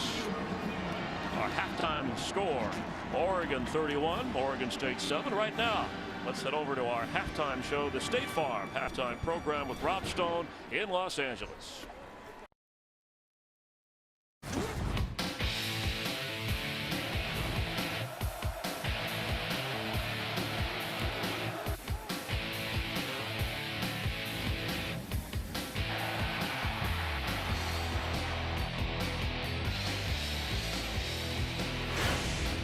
It's a rivalry game in the Pacific Northwest here in Oregon, but the Ducks trying to use it to get to their 6th straight win and their 9th victory of the season. We welcome you back with Evan Moore, Chris Myers, and hope you're enjoying this game here on FS1. Well, Braylon Addison, a touchdown run, a touchdown catch, and yes, Vernon Adams over 250 yards and a touchdown pass. But the Oregon defense has caught your attention. Well, defensive coordinator Don Pellum deserves a ton of credit. They made the adjustments after that first drive to help them stop this Oregon State offense. And as you see here, one of the things they're doing is bringing pressure off the edges and setting the edge against this Oregon State running game, which has really shut it down. Everything Charles Nelson playing center field, getting over and making a play, and also bringing pressure on the quarterback, making big hits. It really helped this Oregon team on defense, holding Marcus McMaryion to 33 yards passing, something that was a point of emphasis, is making him win the game for you. Oregon's defense has done that successfully. And Oregon State will be kicking off to the Ducks. Mark Helfrich said there's a lot in the rivalry. We're not worried about how many points or how we just want to win the game. We approach everything that way. But you know, beneath the surface, as long as he keep this train rolling, he's happy. Absolutely. In this game, there's always an emphasis on trying to win impressively, especially right now in the bowl landscape, as we mentioned earlier. There's other implications going on here in the back of these coaches' minds. They know that an impressive win will only help them in getting to the bowl they want to get to, as they have some ground to make up after a 3-3 start this year, and they've done that effectively the last 5 weeks. But it's important for them to get a big, impressive win here today, and they're well on their way to accomplishing that here as we enter the third quarter. There was a stretch between 1998 and 2006 where the home team won every game between these teams. But the last 7 in what they call the Civil War up here has belonged to the Oregon Ducks. Checking the statistics from the first half, and we mentioned some of the impressive runs or offensive performances. Adams 17 out of 23, 257 yards. Royce Freeman steady on the ground as always. Well, the other thing here too, as we mentioned, forcing Marcus McMaryion to win the game. This Oregon defense has held him to just 33 yards. And that's really difficult as an offense to move the ball when you don't have the balance. And it's really not like they have a ton of rushing yards either, but they just don't have the balance offensively quite yet. Got to keep the ball out of this Oregon offense's hands, as we've seen them score a ton of points here in the first half. Freeman averaging just under 4 yards a carry today. And Oregon State swarms to get in on him. Is it me, Evan, or is the pace of the Oregon offense just not as frenetic as it has been in the last few weeks. Well, it's been a little bit different, yeah. And here today, obviously, with this kind of lead, as quickly as they move, and obviously they won't huddle, you will see them start to slow it down just a little bit here in the second half, as there's no need to move that quickly with a 31-7 lead. They might appear quick given they're not huddling, but they're still going to take their time on the play clock as they put these drives together here in the second half. Kyle Peko walking off the field, injured for the moment for Oregon State. He's been their best player on defense today and much of the season as Adams throws and completes. Carrington, here comes a flag on the back end as he gets up to the 38-yard line. Could potentially see an offensive pass interference here, trying to obstruct the route of the defensive player and creating space for Darren Carrington to get open. Pass interference, number 15 offense, 15-yard penalty, still second down. That is the 5th penalty accepted against the Oregon Ducks today. Well, and these are those plays where you try to create a natural pick, where you have your receiver run his route, creating space for the other guy to get open. You just can't make it obvious. You have to be very inconspicuous about it, not allowing the referees to throw a flag and say that you were creating a pick. It has to be very natural. We weren't able to do that on that play, pushing him back. Second down, 22 after what turns out to be a 12-yard penalty. Adams gets away, looking downfield to throw. Now he'll run, and Vernon Adams up to the 25-yard line, gets a lot of that penalty yardage back. Levante Barnett making the tackle, the senior for Oregon State. It's a good job by Oregon State's defense in getting to him, but look at Vernon Adams' eyes once again, always downfield. It's so dangerous and elusive if you can't bring him down. Royce Freeman on the reception, gets past one defender and then slips past another. All the way down to the 41 of Oregon State. There's a flag down too. It came late around the midfield mark.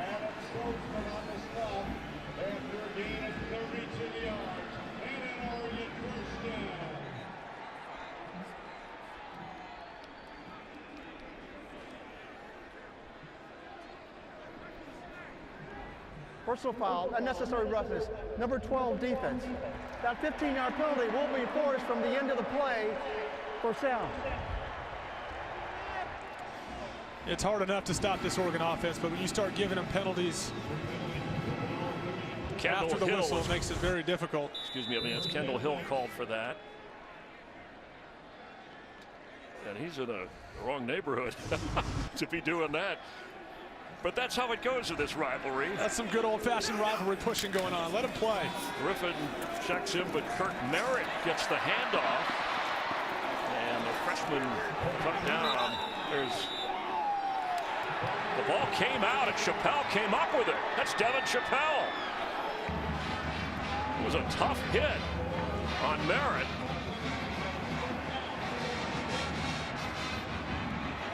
The safety came up and put a big hit on Kirk Merritt. Sussman with the hit. Interesting way he fell, but does his left knee hit the ground? I think that ball is loose. Yeah, I thought he might have been down, but they're ruling it on the field.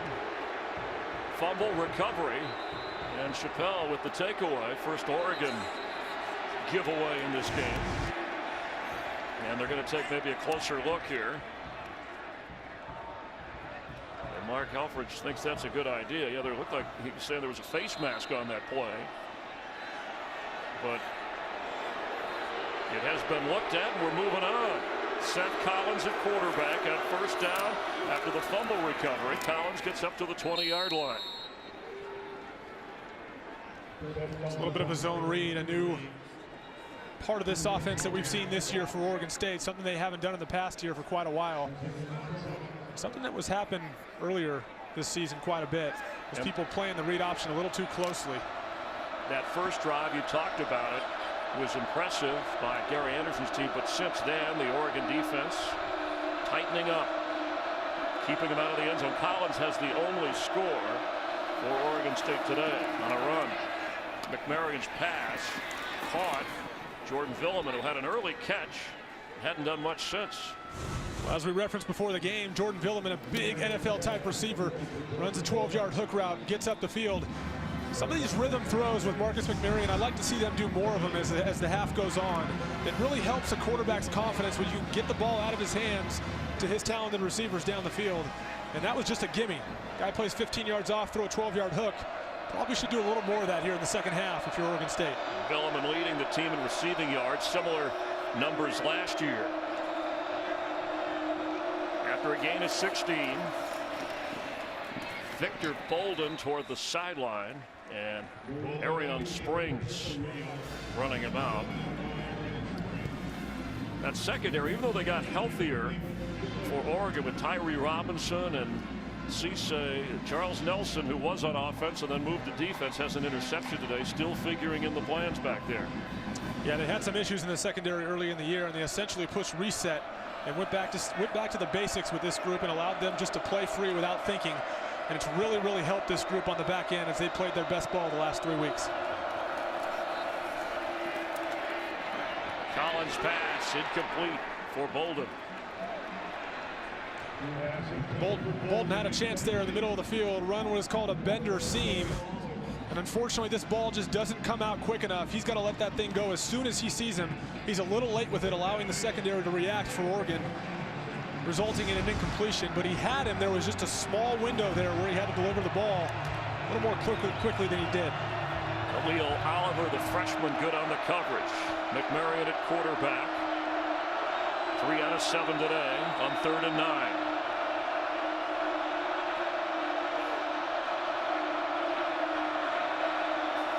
Ryan Nall in motion.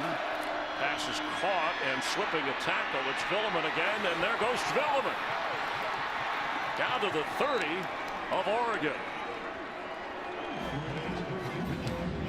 It's an outstanding job by Marcus McMaryion. He ends up getting pressure here, but elects to get rid of the ball quickly like he's supposed to his underneath crossing route. Jordan Villeman puts a couple nice moves on, gets up the field for the first down, but on 3rd and 9, there were longer passes drawn up for that play, but pressure came. It was important to get him the ball quickly and let him get up the field. Villeman at 6'5". He's from Fontana, California. That's where the Auto Club Speedway is. You can always, of course, see NASCAR on Fox and FS1 throughout the season, beginning in February with the Daytona 500.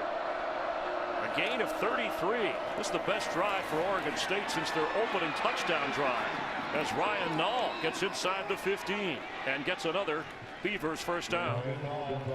Really like the things Ryan Nall has done so far today. He has one other start this year where he had 122 yards against Colorado, showing a little athleticism there with the hurdle. You know, he started against Colorado in October, ground out 122 yards, and it was after that game when Gary Anderson, his coach, said, "I want that war daddy wherever I go." Those are the guys I want to recruit, and those are the guys I want to surround myself with. Talking about the toughness of Nall, we saw some of that on that run.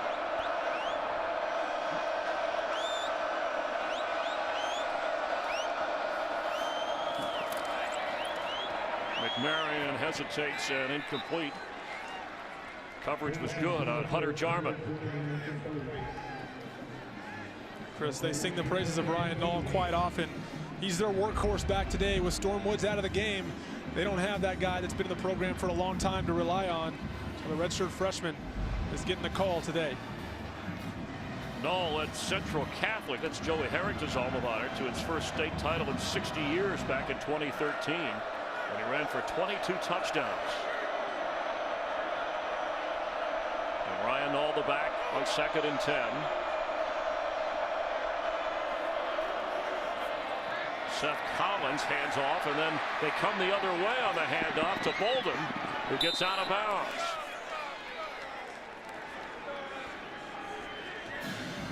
Once again, disguising Seth Collins, bringing him on the jet sweep, and then going with the reverse to Victor Bolden, who tries to outflank the defense, and he had an offensive lineman out there trying to lay a block for him, but sometimes offensive linemen trying to block secondary guys out in the open field is not a winning combination.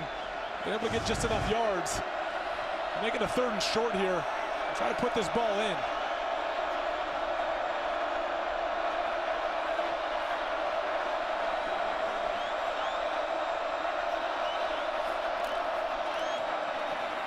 It's Nall fighting to the goal line. What an effort to get a 1st and goal for Oregon State. A lot of parallels here with how they're using Victor Bolden to create misdirection, creating a little bit of an opening for Nall to give that extra effort, try to get the ball over the goal line. But Oregon uses Braylon Addison very similar to the way Victor Bolden is used by this Oregon State offensive staff, and it's very impressive. So Seth Collins is in at quarterback here, Evan, with Ryan Nall. You got to watch where he's going. He's got the football. He leaps into the air, and touchdown, Oregon State.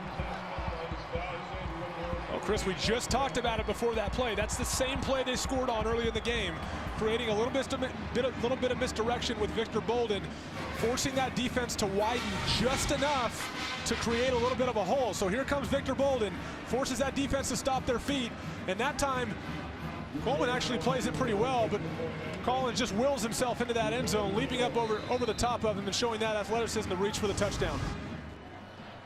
Seth Collins is second touchdown today, 7th rushing touchdown of the season. Garrett Owens with the extra point. Nice halftime adjustment by the Oregon State offense. They drive downfield, and Collins into the end zone.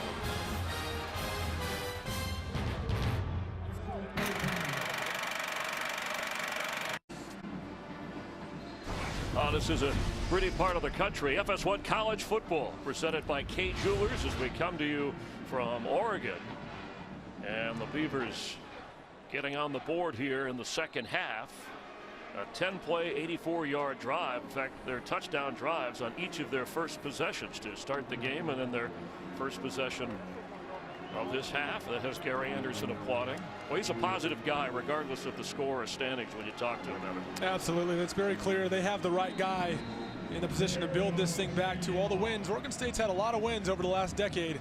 Very successful football program, and I think they have the right guy here in place to rebuild this thing back to what it was, possibly even better, as he draws upon his experience at Utah State and rebuilding that program. He's trying to do the same thing here in Corvallis.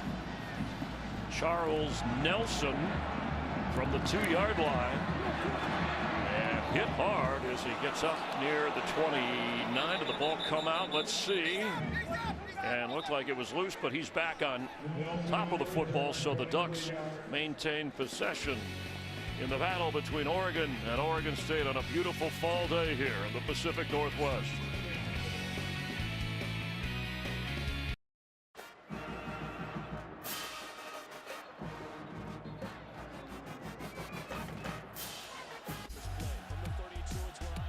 Chris, thanks. Well, here's an update from number 4 Iowa and Nebraska. This following Huskers touchdown to make it a 4-point game, but the Hawkeyes respond with this. Jordan Canzeri, 67 yards. The second TD of the day, and undefeated Iowa on top 28-17 in the fourth quarter. Thanks for the update. Adams comes out throwing and incomplete. We'll see Iowa, of course, in the Big Ten championship game, which you will see on Fox. We're glad you're watching college football here on FS1 with Evan Moore, Chris Myers, and Kirk Helfrich's team coming in ranked 17th. Quite a jump. They've been on a roll in the last 5 games, averaging 43 points a game. And a lot of it because of Adams and Freeman. Royce Freeman all the way inside the 45 of Oregon State. That's now every game he's played. More than 100 yards from scrimmage this year. Little misdirection play, a little counter, getting a good block from the tight end, and a nice little gap to get upfield. And a quick snap and completion. Charles Nelson, who had the interception, you'd seen him on a return, originally a receiver, comes in on offense. That's how quickly they move. No time to celebrate a big gainer. Not a whole lot that Charles Nelson doesn't do, and I love the way the coaching staff referred to him. Said his entire chest cavity is just one big heart. To show itself every Saturday, too. He's only 5'8", but plays with a big heart wherever they use him. This is Freeman going straight ahead.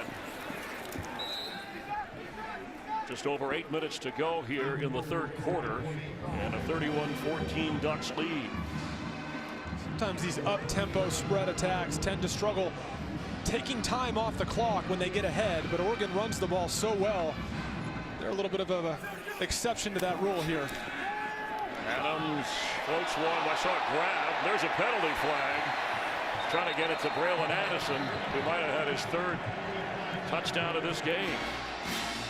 DeCoud guilty on the grab. I credit Braylon Addison for selling that thing just enough to and throwing those hands in the air.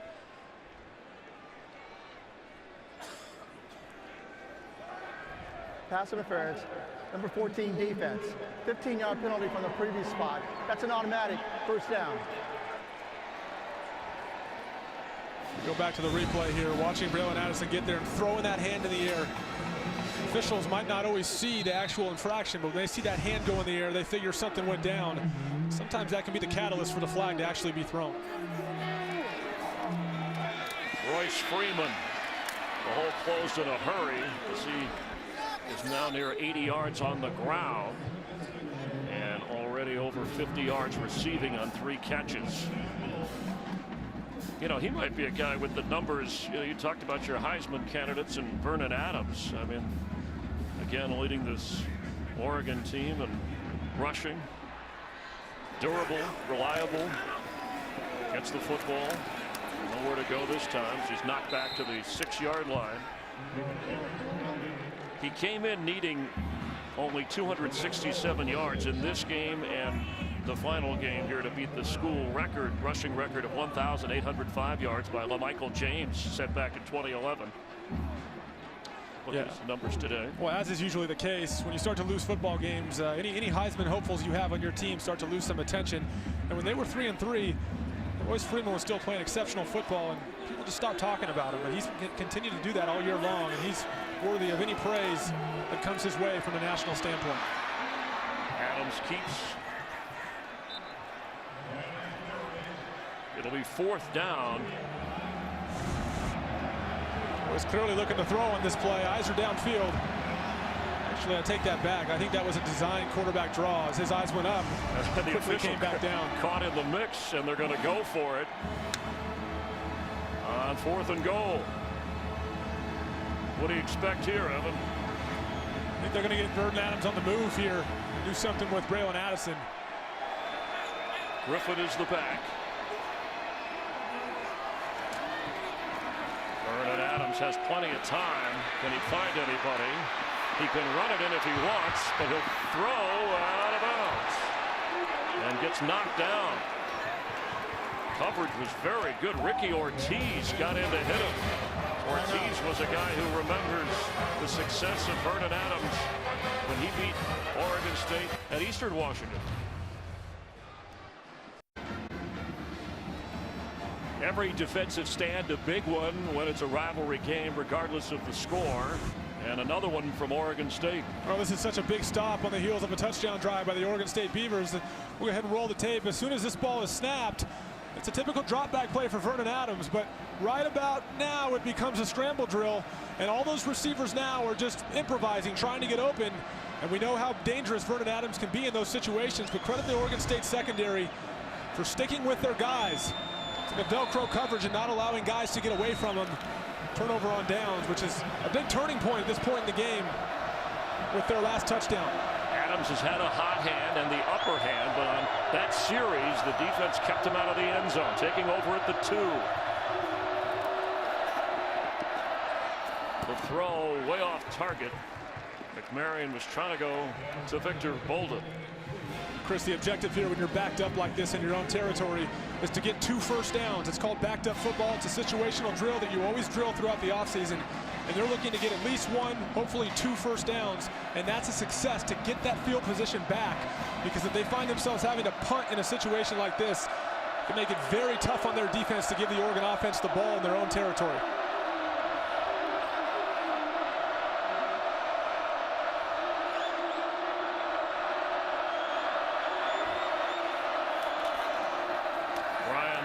With a big hole, gets him out of the hole. And it takes 3 Ducks to bring him down across the 15-yard line at a first down. Such a big sigh of relief for Dave Baldwin, this offensive coordinator. Getting Ryan Nall on the move, getting the tight end across and getting a nice cut block. That first down is so critical in this field position battle. So if you don't get this first down, it puts your defense in a really, really tough spot. That's critical yardage, bringing that thing outside the 15-yard line for the Oregon State offense. Averaging 5 yards a carry against the improving Oregon Ducks defense.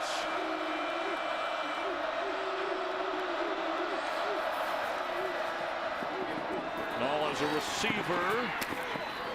And gets up near the 28-yard line. Arion Springs brings him down. When they call him and he gets the first down, the Swiss Army knife, he lines up at tight end, H-back. He's been primarily a running back today. Well, they're taking advantage of the boundary receiver running that slant route, creating a void on the outside, and running a little swing route to Ryan Nall for more good yardage for the Oregon State offense. The redshirt freshman who has become a favorite of his head coach, who called him tough and physical. There's McMarion, who got the start, the third different freshman starting quarterback for Gary Anderson's team this season. Credit him for seeing Arion Springs manned up to the boundary with the receiver. And that receiver essentially vacated that area, creating a void for the running back to run over to. Delivers a swing route nicely for a nice game. On 1st and 10 from the 28.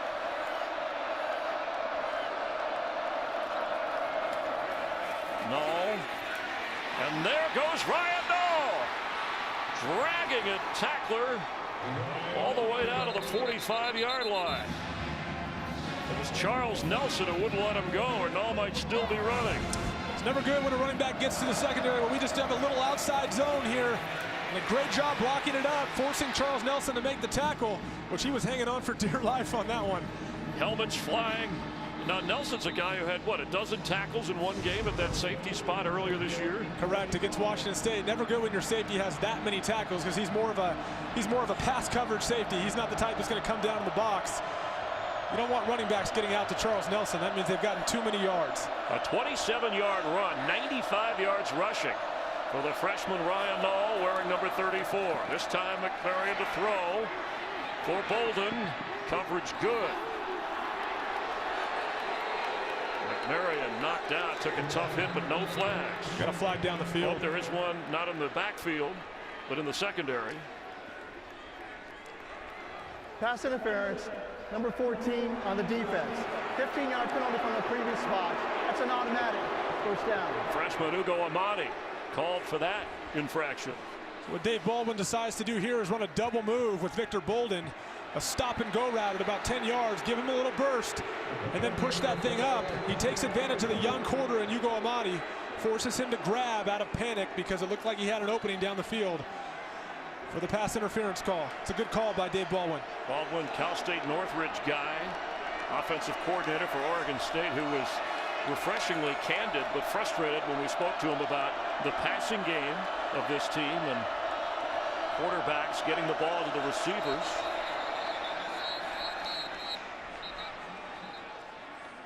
It's like a delay.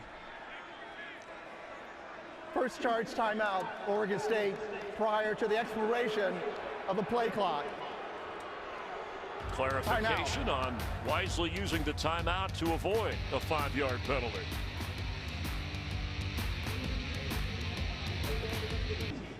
Fox Sports proudly supports Folds of Honor and its mission of providing educational scholarships to families of military members who have been killed or disabled while serving our country. For more information, we encourage you to visit foxsportssupports.com.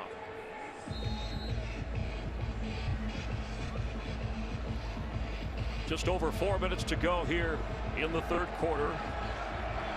2 long drives for Oregon State have produced touchdowns, and they're on their way again behind Ryan Nall. On 1st and 10 from the 30.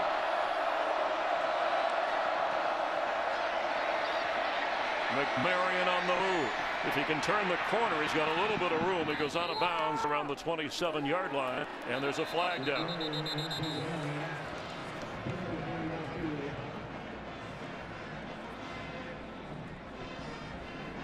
Question is he got outside the pocket? One of his offensive linemen grabbed one of the defensive linemen of Oregon. Possibly sending one of the offensive linemen downfield is a possibility as well. After the play, dead ball personal foul, number 50 of the offense. 15-yard penalty, second down. That's senior center Josh Mitchell. Correction, 56 offense. Okay, don't want to give the wrong guilty party. Seumalo, that's Isaac Seumalo, who has played right guard and left tackle. So it pushes the Beavers all the way back to the 42.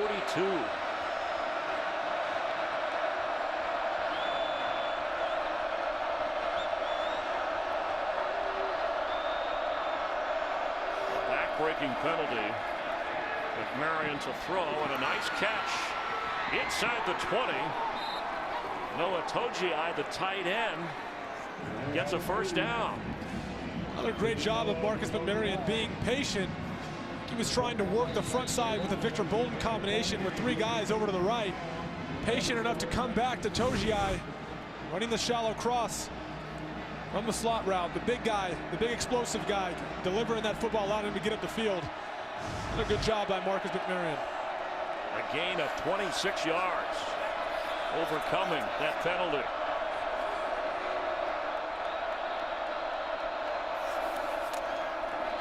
McMarion, pressure coming, has to get rid of it in a hurry. And Rodney Hardrick putting on the heat. The linebacker you talked about, kind of the glue of the defense with the coach's mentality as a guy on the field who plays that way. He's really been a big help through any defensive struggles they've had this year.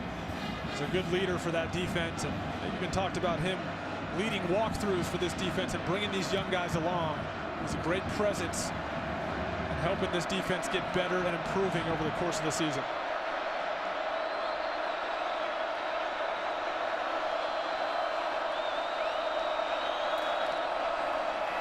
No, the carry takes players with him down to the 10. 6'2", and he's running like he's bigger than that. And carrying that 255 frame. Will bring up 3rd down and 4.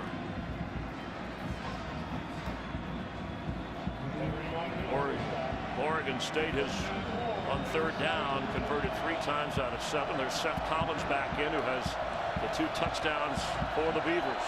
One of the things that's worked really well when Collins is in the game is moving Victor Bolden around pre-snap. They've done it with McMarion in the game as well, but it's been even more effective when Collins is in the game because of his athleticism.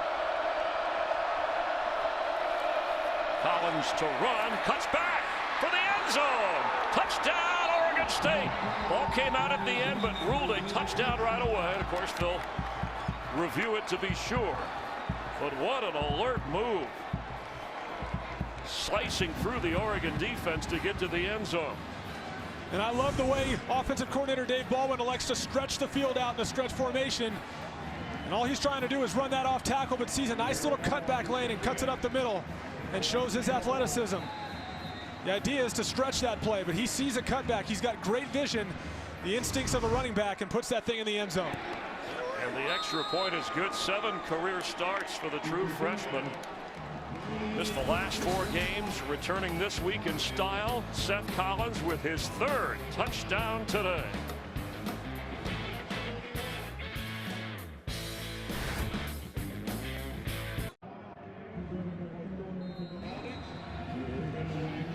Well, he didn't start at quarterback, but Seth Collins putting on a show, Evan. That drive, 98 yards, covering 9 plays, and he's in the end zone for the 3rd time today. Yeah, we're seeing his ability to play several different positions. Spent most of the week playing wide receiver. They just see him as their best athlete. They have to find a way to get him on the field as long as he's healthy. If it's not going to be quarterback, it's going to be somewhere else. He's been a huge asset for him today. Charles Nelson on the return, slips a tackle. Nelson still going. Brought down from behind. A good saving tackle by Garrett Owens, the kicker. A return of 41 yards. Well, Charles Nelson, such a dynamic player in the kick return game. Had a big return versus Stanford Cardinal just 2 weeks ago. It was a big game-changing play in that game. But you see his ability once he's in space to turn on the accelerator, and he does that really effectively here. Such a special player for this Oregon team. Fills so many different roles for them. This one giving him great field position to start this drive. The sophomore from Seabreeze High School in Daytona Beach, Florida, and has an interception today. He's also a member of the Oregon track team, a sprinter and long jumper. Showed you some of that ability right there. From the 45 of Oregon. Vernon Adams throws on the run and completes. Evan Bayless is tight end, has a first down, spotted inside the 45 of Oregon State, and down at the 44, a gain of a dozen. Adams over 300 yards passing today, and Freeman gets down to the 36 of Oregon State. One thing that's happened today more than once that I've noticed is when Oregon State is electing to bring pressure, they fail to time it up right at times, and they've tipped their hand before the snap. When you let Vernon Adams know what your plan is once that ball is snapped, it makes it a lot easier for him to dissect that coverage. Going for it all, the end zone, and knocked away. Jaylen Brown had to play defense. Well, that might have been intercepted.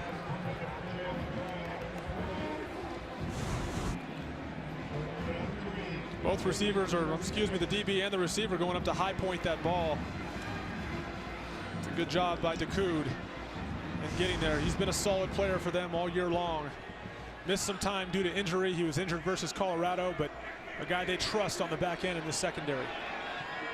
Preston DeCoud from Covington, Louisiana. Griffin, who has a touchdown run today, goes out of bounds and gets the first down. Just over a minute to go in the third.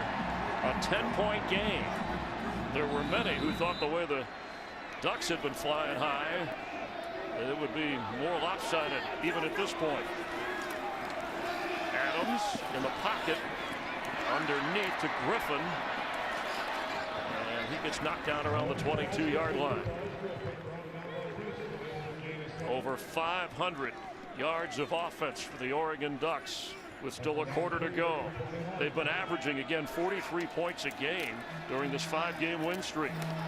It's Addison who slips out of the tackle, but then 3 more Oregon State defenders are there, including DeCoud and Jonathan Willis. It's an outstanding job by DeCoud recognizing what they're trying to do on the bubble screen. And as that ball gets thrown out there, he blows up the guy trying to block him. Ultimately assists on the tackle, missed the lead tackle, but is able to keep him back where he was. It's a great job sniffing that play out and being physical by the corner. Gary Anderson talking to some of his defensive players. Griffin remains the back after a 12-yard loss. A one-handed grab over there by Taj Griffin. He's near a first down. The freshman who's a backup to Royce Freeman and Kenai Benoit.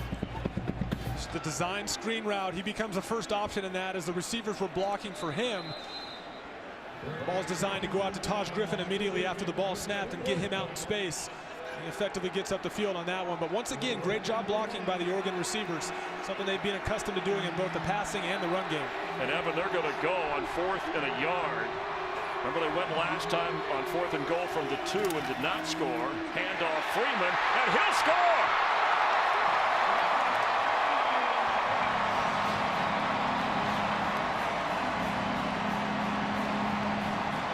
A 19-yard touchdown run for Royce Freeman, his second of the day. Well, Chris, you said it. They got in position very quickly to go for it on 4th and 1. And I think Oregon State might have caught itself out of position a little bit. Probably could have used a timeout to make sure they were in the right front. Tyler Johnstone gets away with a little bit there with his right hand, creating just as much separation for enough to make a hole. Big play on 4th and 1. A lot going on in the trenches. Aiden Schneider with another successful extra point. Freeman with the run. Well, as we see here, they elected to give it their feature back, and we have a hole right here that was created maybe by a little bit of a hold by Tyler Johnstone. He was able to get away with it there, create some space for his running back. Once again, when Royce Freeman gets that head of steam going forward, it's difficult to stop him. And he's pretty good as it is, but when you don't get a hand on him, a little too easy for him. Over 100 yards rushing for Freeman today, averaging over 5.5 a carry. That was a 55-yard drive that took just over 2 minutes, and again going for it on 4th and short. The Ducks are going to wear out with all these touchdowns today. As many points as they score, this guy's going to be a bodybuilder at some point. He's just happy he survived Thanksgiving. 8th consecutive game with 100 rushing yards for Freeman. And for a team that throws the ball around a lot, once again, the 10th consecutive season of leading the Pac-12 in rushing, on their way to doing that. Well, it's exciting to watch these running backs do their thing. Both Freeman, Griffin, James, Benoit, all of them. They don't even have Thomas Tyner on the field, a guy that's still out, been out for the entire season. Victor Bolden with a spin and thrown down at the 36. A nifty return. The Las Vegas Invitational concludes tonight. Doubleheader, including West Virginia taking on San Diego State in the championship game. The Las Vegas Invitational beginning after our game here on FS1. FS1 College Football is presented by Kay Jewelers. We're ready to wrap up the third quarter. The Ducks, their 38th point. Oregon State has scored 2 touchdowns here in the second half.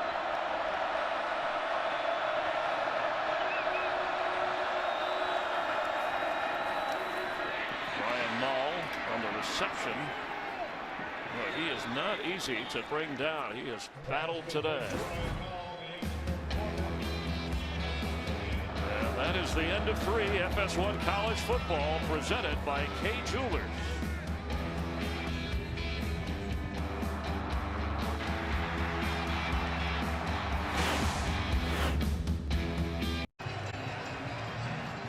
There's a lot of ingredients that go into a rivalry. This one goes back to 1894. You see Corvallis and Eugene, not all that far apart when they were founded.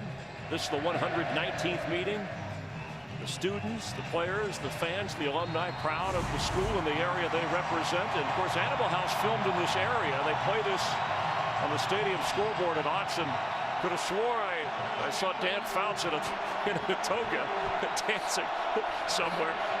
Animal House, one of the most quoted films ever. Sometimes you got to just say, well, what the heck. On 2nd and 3 for Oregon State. Nall gets the first down and a lot more inside the 45. I wouldn't make that up, Evan. Of course, he was a Duck back in the early 70s. Terrific announcer, outstanding quarterback for the Chargers. Normally he would be smiling at a toga, but that might have, there you go. We just showed you the mascot, Betty the Beaver and the Duck, enjoying this matchup.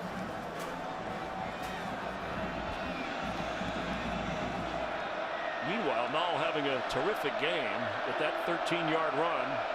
115 so far today on the ground. McMarion airing it out. And here comes a flag. He was trying to get to Jordan Velleman.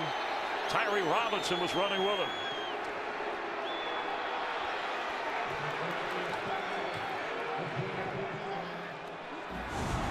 This is going to be a tough one. Tyree's not playing the football. His eyes have to go back. Pass interference. Number 3, defense. 15-yard penalty from the previous foul. That's an automatic first down. Tyree Robinson, the former safety, they like to have him to the boundary to play against the bigger receivers, and he just doesn't get his head around. And it becomes a little too obvious as he tries to widen him, which is great technique, but he's got to get that head around and look for the football. Otherwise, he leaves the official thinking that he's not playing the football, and that time he's got to throw the flag. He came off the bench against USC after having started 4 games at corner and 6 games at the safety spot. Here's Nall, and nowhere to go. And the Ducks swarm him. DeForest Buckner, part of the crowd. I really like what they're doing here with Ryan Nall in the second half, but this time Oregon answers the call. DeForest Buckner coming off his block, making a big play and essentially running into the wall of the Oregon defensive line. Trying to put the clamps on Ryan Nall. He's had a good second half, and a guy we knew was going to be the featured back today, as indicated by the coaches all week long. And he's a big back that they can rely on. But that time, it's a good job by the Oregon defense.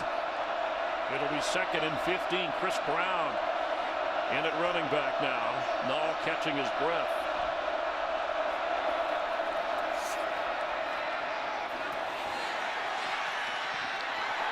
incomplete.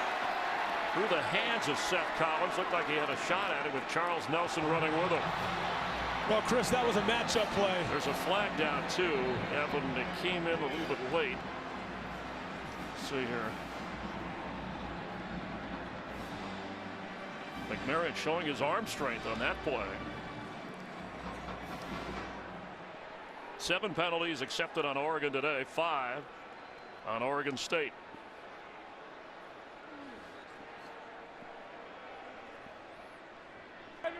After the play, unsportsmanlike conduct, taunting, number 26 defense. 15-yard penalty, that's an automatic first down. That's a first unsportsmanlike conduct foul for number 26. Khalil Oliver, the freshman, called for that penalty, Evan, and that's Nelson there running with him on the coverage. It was a matchup play trying to isolate Seth Collins on Charles Nelson. Throwing a go route on him, a nice ball. I thought Charles Nelson got there a little early. Here's Ryan Nall. Knocked out at the 20. Let's go back to the unsportsmanlike penalty. At the end of the play, Khalil Oliver comes over, gets in the face of Seth Collins. That is absolutely taunting, and it's something Mark Helfrich usually does not tolerate. And that's a big penalty. You played the game. I mean, it's a rivalry. There's emotion, but the reason coaches don't want that and officials, it just leads to further activity that is not healthy and not about the game of football and sportsmanship. So some people say, oh, come on. Well, that's the reason the call. Now 2nd and 11. Marcus McMarion right on target. Jordan Villeman down inside the 6-yard line where it'll be 1st and goal for Oregon State. Well, I love the call. Oregon electing to play a version of cover 3. And Jordan Villeman just running the 3-step slant route, getting up the field. The linebacker is widened by the flat route out of the backfield, creating a nice little void for McMarion to deliver the football to his big receiver on the slant. It's a very effective route against that kind of coverage. Results in a 1st down for the Oregon State offense.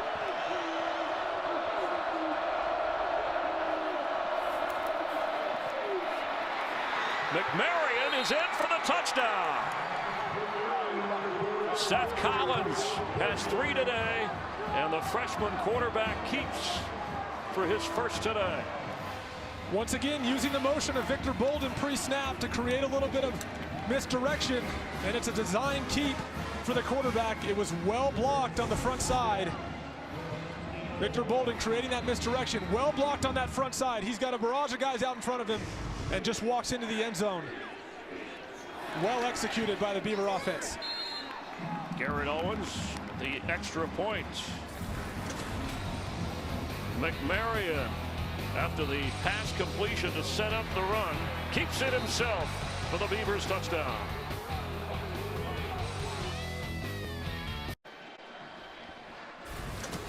Ten-point difference right now. Last time Oregon State won in the Civil War rivalry, 2007. Double overtime. Freshman receiver James Rogers put the Beavers ahead. The Beaver defense then held the Ducks on 4th down to preserve the win in Eugene. Double OT, and Oregon State won it 38-31. The scoring drive is McMarion, the freshman quarterback, with his 1st career rushing touchdown. He had 1 touchdown pass coming in. 8 out of 16, 120 yards through the air. And it's only a 10-point game with an onside kick, but it didn't go far enough. And the Ducks will take over. A little frustration because they might have been able, Evan, to catch him off guard a little there. Yeah, the Beavers electing to ride the momentum, go with a very high-risk, high-reward play, and that ball only gets 9 yards, so their kicker's unable to jump on it. Now they give the Oregon offense the ball on the Oregon State 44-yard line. Vernon Adams with a touchdown pass. Royce Freeman, a couple of touchdowns, and Braylon Addison. Will the game clock operator please reset the game clock to 12:02? The ball was recovered when the player was down.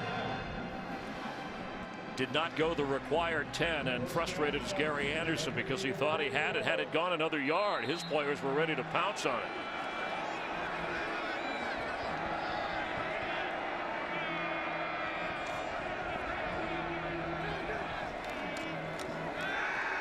Adams with time, and now he goes down. It's Kyle Peko with the sack. Well, Kyle Peko, a difference maker on this defensive front for the Oregon State Beavers. And he just pushes his way through, and Vernon Adams has to hold onto that ball a little longer than he would have liked.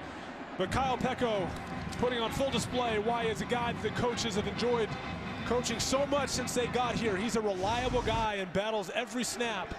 He's a guy you have to account for, and that time makes a big play for this defense. Can Oregon State, after the failed onside kick, keep this offense from gaining? Adams on the move and goes out around midfield. It'll be third down. There's a flag down, and not necessary, picked up, no penalty. Peko sack likely providing Gary Anderson a big sigh of relief after not getting that onside kick, putting Oregon in a 3rd and 16 situation.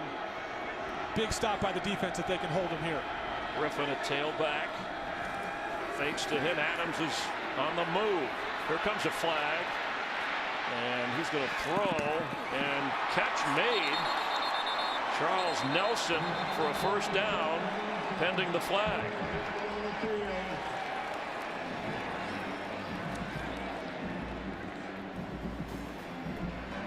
Holding, number 62 offense. 10-yard penalty, third down. That call on Matt Pearson, so it'll negate the first down. One of the things that happens as your quarterback starts to move around is you can tend to allow guys to get their hands outside the framework of their blocking technique, and in this case, Pearson just holds on for dear life, ends up getting the penalty as his quarterback tries to elude the rush and get out of the pocket. Need to get all the way inside the 35-yard line for a first down. Adams throws wide open, but bounces the ball to Nelson. And he knew he had him open. He's frustrated, missed that opportunity, but the penalties hurt him here. And the Oregon State defense forces a fourth down and long. So here comes the punting unit for the Ducks. Well, this is a huge win for this Oregon State defense, a game-changing type stop. With a 10-point lead, the Oregon offense is unable to do anything after recovering that what was an attempt at an onside kick. But such a big stop for this Oregon State defense, as they're going to get the ball back down 10 points. And Blake Mamone is coming in. Looks like to punt. Make that Matt Wogan. And Victor Bolden is loose. Victor Bolden with a punt return touchdown. 78 yards.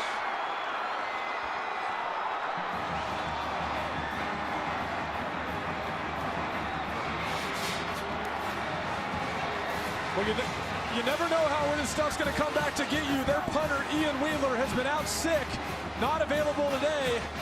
And this punt just does not get enough hang time and ends up in Victor Bolden's hands way too soon. And they're unable to have their protection or their coverage team down there to make a tackle. And he makes them pay with that speed. A leader for this offense, not so much verbally, but more by example, makes a huge play to make this a one-score game. Well, they hadn't had to punt today as the extra point goes through. Matt Wogan had never punted in a game before. And between the punt and the speed of Bolden, the underdog Oregon State Beavers have battled back. And in the Civil War, they're only down 3.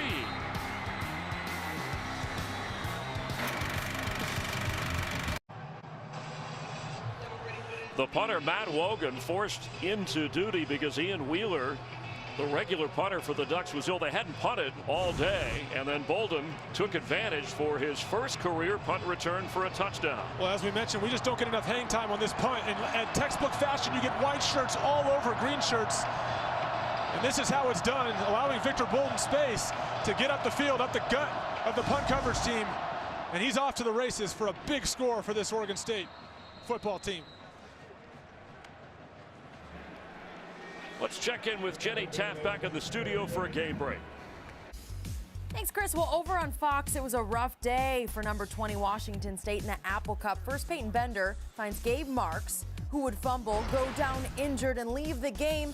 But as for Washington, Darren Gardenhire returns it for the touchdown, 26 yards. The Huskies have now won 6 of the last 7 games in this series. All right, Jenny, in the Apple Cup here, it's the Civil War. That shakes things up. Obviously, an injury at quarterback for Washington State, the Cougars, in the Pac-12. Oregon can talk about that from the earlier portion of the season. But right now, their hands full as Royce Freeman gets up towards the 45-yard line with a first down run. Victor Bolden, that punt return. He also, of course, has 2 kickoff returns for touchdowns. But what a series of events. McMarion scores the touchdown. The onside kick doesn't go long enough. The defense does its job after a penalty, and then the punt return. That's why it's a 3-point game. Adams pass, caught, but right away. Carrington is tackled by DeCoud. And this would be, I know Oregon has the football and the lead, Evan Moore, but this would be a colossal upset in this rivalry if Oregon State could somehow pull this off. Oh, we knew going into this is a rivalry game. A lot of people thought they had this figured out, how this thing was going to turn out, but people inside the state of Oregon really realize what's at stake here. You trust this Oregon State Beaver team is going to show up. You're a 3-point game with 9 minutes left. Charles Nelson with a first down run. We mentioned coming in, the Ducks have won the last 7 in this series. You know, here at Autzen Stadium, we mentioned Animal House. This was one of the filming locations for the movie Animal House, and it'll turn into that. There is a crazy upset. Right now, the Ducks doing what they do, moving with the football, trying to protect their string in this rivalry. 8:40 to go. Facing 2nd and 4.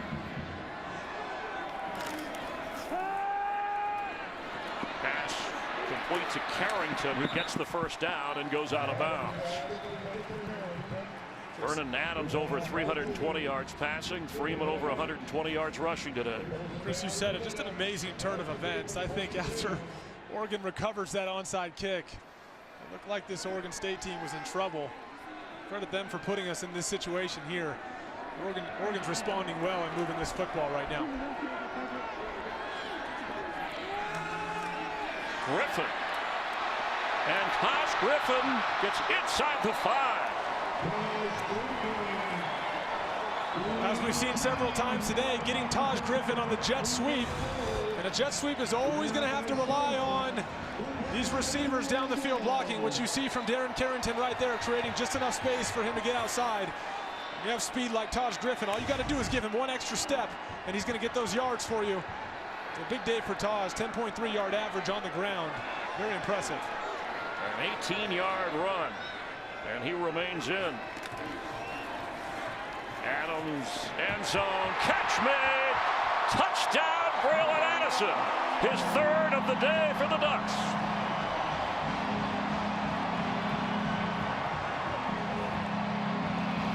Well, they attempt to sell the run action before the play, and the backside receiver, Braylon Addison, sells the crossfield route, puts his foot in the ground, and comes back to the corner.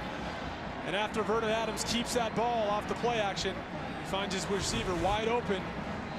This play action here is important to the flow of the play. Then he comes right back and finds his receiver in the corner of the end zone. It's a well-designed play. And the timing of it is perfect. His receiver's wide open in the corner of the end zone for a touchdown. Schneider on for the extra point, and it's back to a 10-point Oregon lead. So the punt return, and this is how the Ducks respond. Adams has his team out in front by 10. FS1 College Football is presented by Kay Jewelers. Well, Chris, as referenced earlier, this last play for the touchdown is a well-designed play. It relies on the play action that creates the facade. They're going this way. This receiver's going to come down for a cutoff block and come right back to the corner of the end zone. Fake well carried out by Vernon Adams, and he just comes back and finds Braylon Addison right over in the corner of the end zone. Very, very well-designed play by Scott Frost, the offensive coordinator. It'll be a touchback, second touchdown pass of the game for Vernon Adams. He now has 24 for the season. And if you're entertained by this, wait till tomorrow when Notre Dame takes on Stanford. Who's going to get into that college football playoff? They got a whole lot at stake. Both ranked in the top 10 at 7 Eastern on your local Fox affiliate. With Evan Moore, Chris Myers, Fran Morrison, our producers, Scott Katz directing. Hope you're enjoying a little college football at FS1.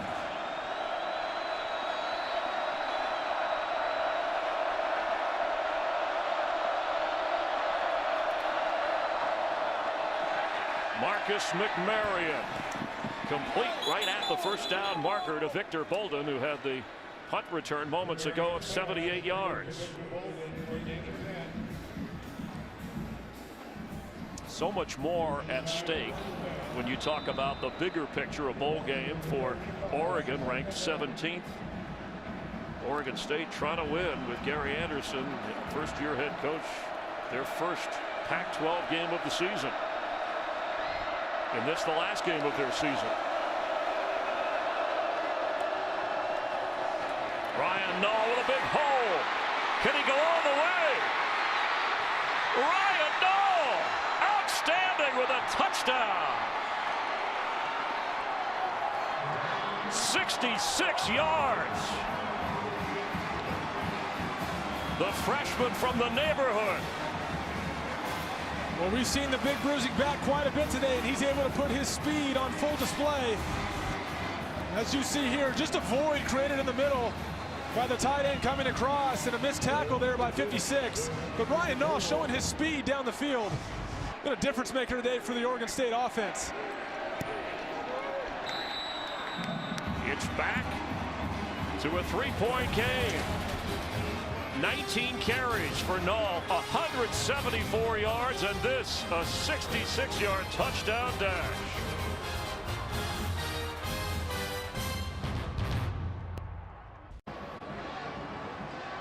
No team has ever scored 42 points and lost a Civil War game. This is the 119th meeting between these two. Well, let's go back to the touchdown. They elect to bring the safety down towards the line of scrimmage, creating a void in the middle of the field. And this linebacker here, Rodney Hardrick, gets out of position just enough to leave an even bigger void for Ryan Nall to explode through the middle. And there is nobody to get their hands on him, and he shows his speed for a big run and a big play to get Oregon State back in this football game. A short kick, Charles Nelson. And he goes all the way up to the 48-yard line. Ducks will take over, protecting the three-point advantage. Let's take a look at our Ford game summary. Amazingly, it's worth repeating, their third different freshman quarterback this season for Oregon State. Just a two-win team hanging with Oregon that's going for a sixth straight victory. Well, Oregon State came into this football game knowing they wanted to run it, and you see there, they have 236 rushing yards today. We know this Oregon defense over the course of the season has had some holes, and some teams have exploited those holes successfully. But for Oregon State to run for 236 yards and kind of control the tempo from that standpoint is a huge win for this offense. Seth Collins with 3 touchdown runs for Oregon State. Royce Freeman has 2 and has the football. To the 46 of Oregon State, Jonathan Willis coming up to make the tackle. The last game in Eugene in 2013, epic. The lead changed 6 times after halftime. Oregon won 36-35 when Marcus Mariota had to throw a winning touchdown with 29 seconds left. As Freeman gets loose and gets inside the 30 for a first down. Well, as we're starting to see when this game goes on, it's the effect that Royce Freeman has on the opposition. They got to start wrapping up. As this game goes on, the defense gets tired, and the arm tackles just aren't going to get it done for this Oregon State defense. You've got to wrap a guy like that up. Carrington with the catch. And similar from Oregon State playing that tough game in 2013, how they came off a tough loss coming into this game this time. Yeah, I mean, last week had a really rough one against the University of Washington, but back in 2013 it was the same deal. They had a big loss to University of Washington, came back, lost the Civil War game by 1 point. A lot of parallels between that day and today here at Autzen Stadium. And not done yet. 6 minutes to go in the fourth quarter. Griffin back in. He has a big hole. Spins and goes down to about the 22-yard line. Chris, as we referenced earlier, this is the top rushing attack in the Pac-12, and one of the reasons they thrive is because they wear teams down. And as this game goes on, it's important for Oregon State to tackle. You've got to wrap these guys up, especially Royce Freeman. As difficult as it is, you can't give him extra attempts at getting yards. Griffin Getting the first down inside the 20-yard line and the clock running. Oregon State has just 2 timeouts remaining. The Ducks have all 3. 636 yards of total offense. And these are the rushing yards alone for a team that runs a spread offense and throws the ball all over the place. Vernon Adams, number 3.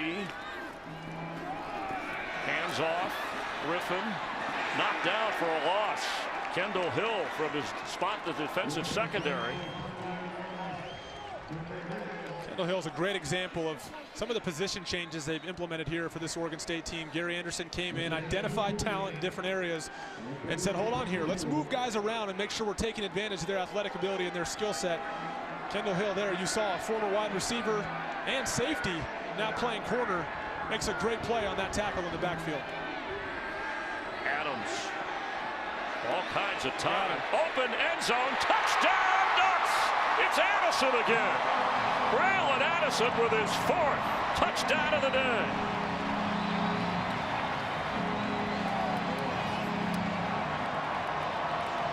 Well, once again, Chris, this offensive line is playing as well as any unit in the country, and they give Vernon Adams just enough time to keep those eyes down the field.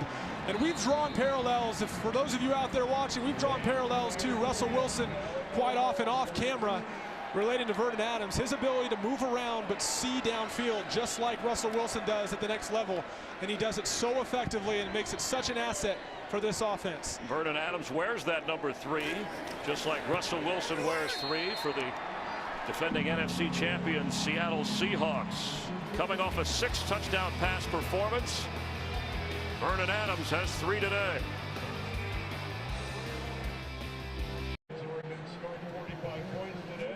Back to a 10-point Oregon lead. Good protection for Vernon Adams in that drive to respond for Gary Helfrich after the Oregon State team narrowed it down to 3 once again. First year in Oregon for Vernon Adams, but already a win over Oregon State. Remember, he led Eastern Washington to a win over the Beavers in Corvallis in 2013. Had 4 touchdown passes in that game.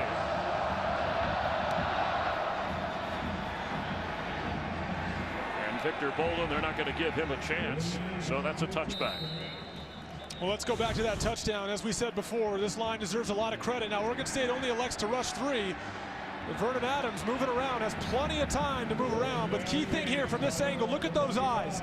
Look at him continue to look downfield and find open receivers. And from up here, we could see Braylon Addison coming open. It was only a matter of time. So Vernon Adams was able to find him. And with his arm strength and his accuracy, he puts that football right on the numbers for 6 more for the Oregon offense. But the Beavers have shown that they can score quickly, whether it's Ryan Nall, or here he is in the Wildcat, or McMarion or Collins. From the 25, McMarion, there's a little trickery, and there's Nall with the catch. Seth Collins on the throw, and he has a first down up near midfield. Kind of like what we saw in that opening drive where they got everybody involved. That's the other dangerous element. When you bring the double pass out, you bring another quarterback on the field, you know he has the ability to throw. The receiver does a good job clearing out that space for Ryan Nall, then fills that void, and Seth Collins delivers the ball nicely. Just another weapon of his that's on display. A pickup of 24. McMarion open. He's got another first down. It's Bolden fighting hard to get to the 37.5-yard line of Oregon. Impressive element of McMarion's game today is rarely has he forced throws. He's put his team in a good position. He's taking what the defense gives him. Other than maybe 1 or 2 throws in the first half, he really hasn't forced throws, which is something you don't see young quarterbacks pull off very often, but he's done a nice job of that and allowed them to move this thing down the field as part of this overall push.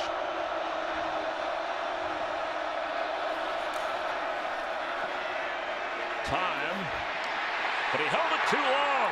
It's Buckner with the sack.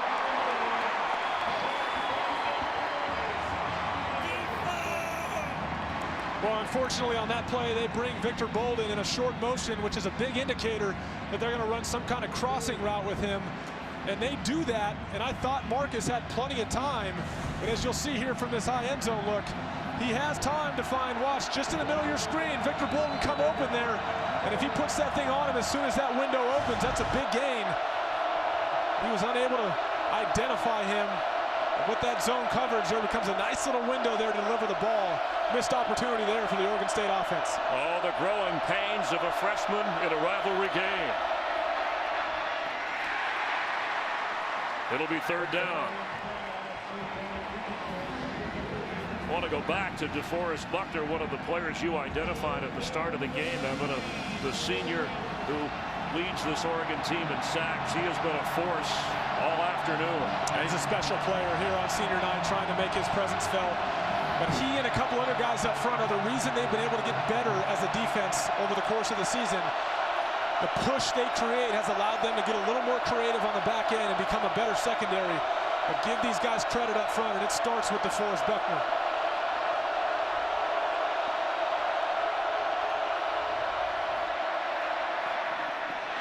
Ball underneath, but short of the first down, goes out of bounds. Reggie Daniels not allowing him to get inside the 30 where they needed to get. So on 4th down, let's see how they play it. Well, it's a smart play by Marcus McMarion, as they knew this was 4-down territory, and the Oregon defense elected to push this thing way back and play deep coverage. Take what they give you, start to chip away at it, and now you find yourself in a 4th and 7, which is somewhat manageable. You could opt for a field goal and then try the onside kick, but they're going for the 1st down.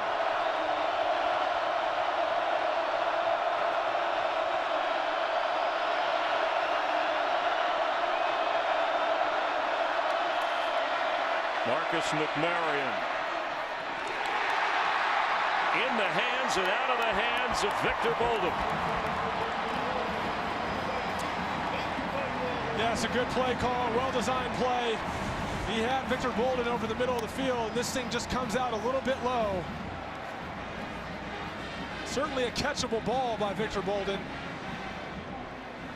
If he brings that in, that's a 1st down. That's a tough drop. And he knew, excuse me, Evan, and so did McMarion, the frustration. What an effort from Bolden and McMarion today with just over 2 minutes to play. Well, over the course of the week, Dave Baldwin referenced some of the layups, so to speak, that they've missed over the course of the season. And although it was a little bit low, that ball was in the chest of Victor Bolden. Probably should have been caught. That would probably classify as one of the layups that they've missed over the course of the season.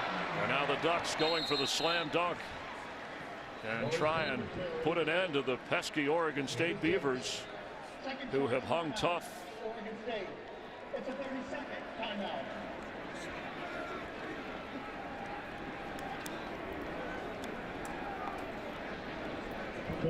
Well, you said, Evan, in a rivalry game, anything can happen. As we figure that the Ducks will hold on here, maybe not as dominant or one-sided a game as many people thought, considering how hot this team was and the offense. But let's talk about where this Duck team, if they hang on to win their 6th straight, where they go from here. Well, it wasn't quite the impressive win that they had hoped for in this game in order to impress some of the bowl committees. But there's no question they're going to end up in an impressive bowl. A lot of people have speculated about possibly the Alamo Bowl. But there's a chance they could end up in an at-large bid for a New Year's Six Bowl. It's just important that they hold on here and execute this 4-minute offense. Here comes a flag.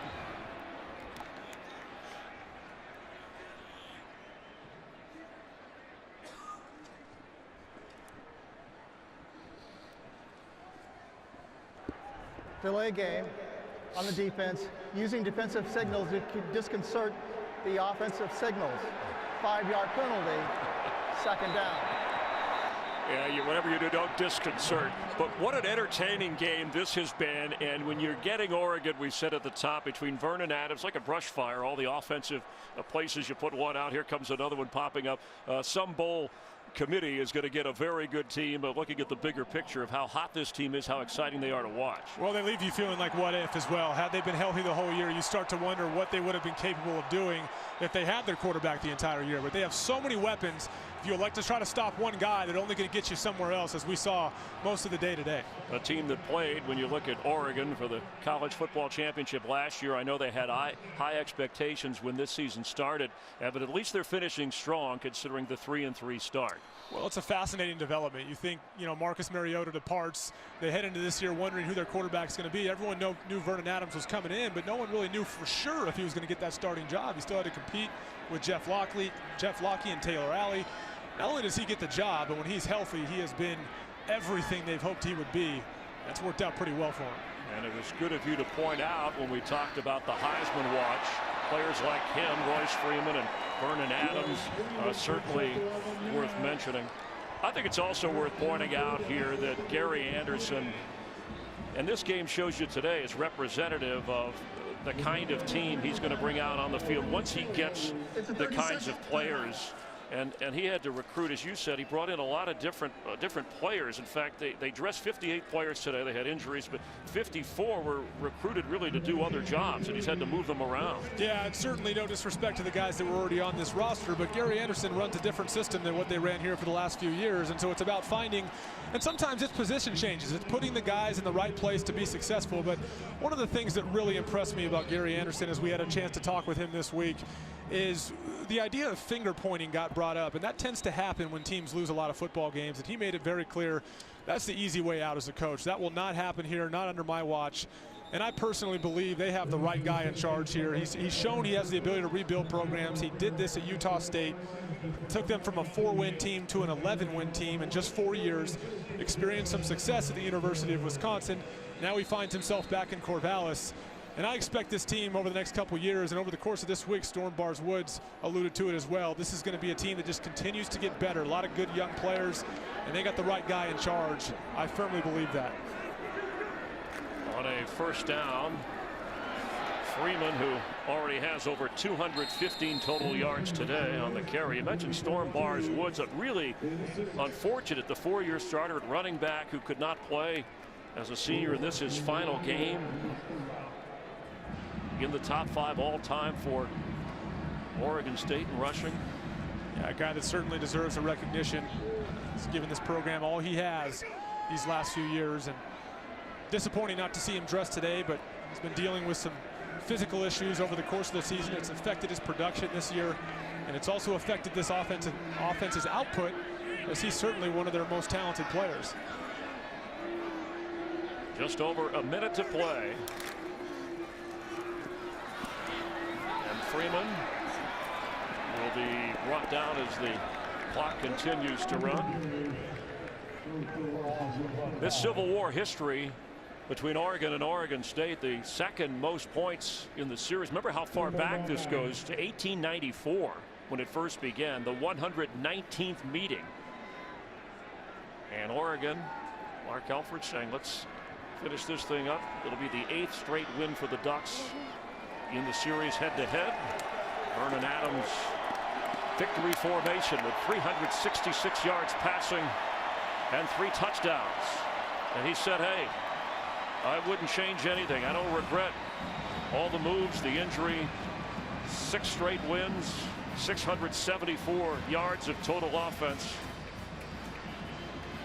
And the Ducks will roll into the postseason after a battle their rival Oregon State Beavers. I don't know if there's a guy in this conference, in this Pac-12 conference, more deserving of Coach of the Year than Mark Helfrich. What an outstanding job to finish this season that he's done. Let's take a look at the Dr. Pepper one-of-a-kind play of the game. And what was tight, Vernon Adams delivered. And Braylon Addison, his 4th touchdown of the game. That took a 3-point game and made it a 10-point game so that Oregon could hang on to win. That's a one-of-a-kind Dr. Pepper play of the game. With Evan Moore, I'm Chris Myers, our entire crew. College football on FS1 continues with Rob Stone back in Los Angeles, coming up after the break.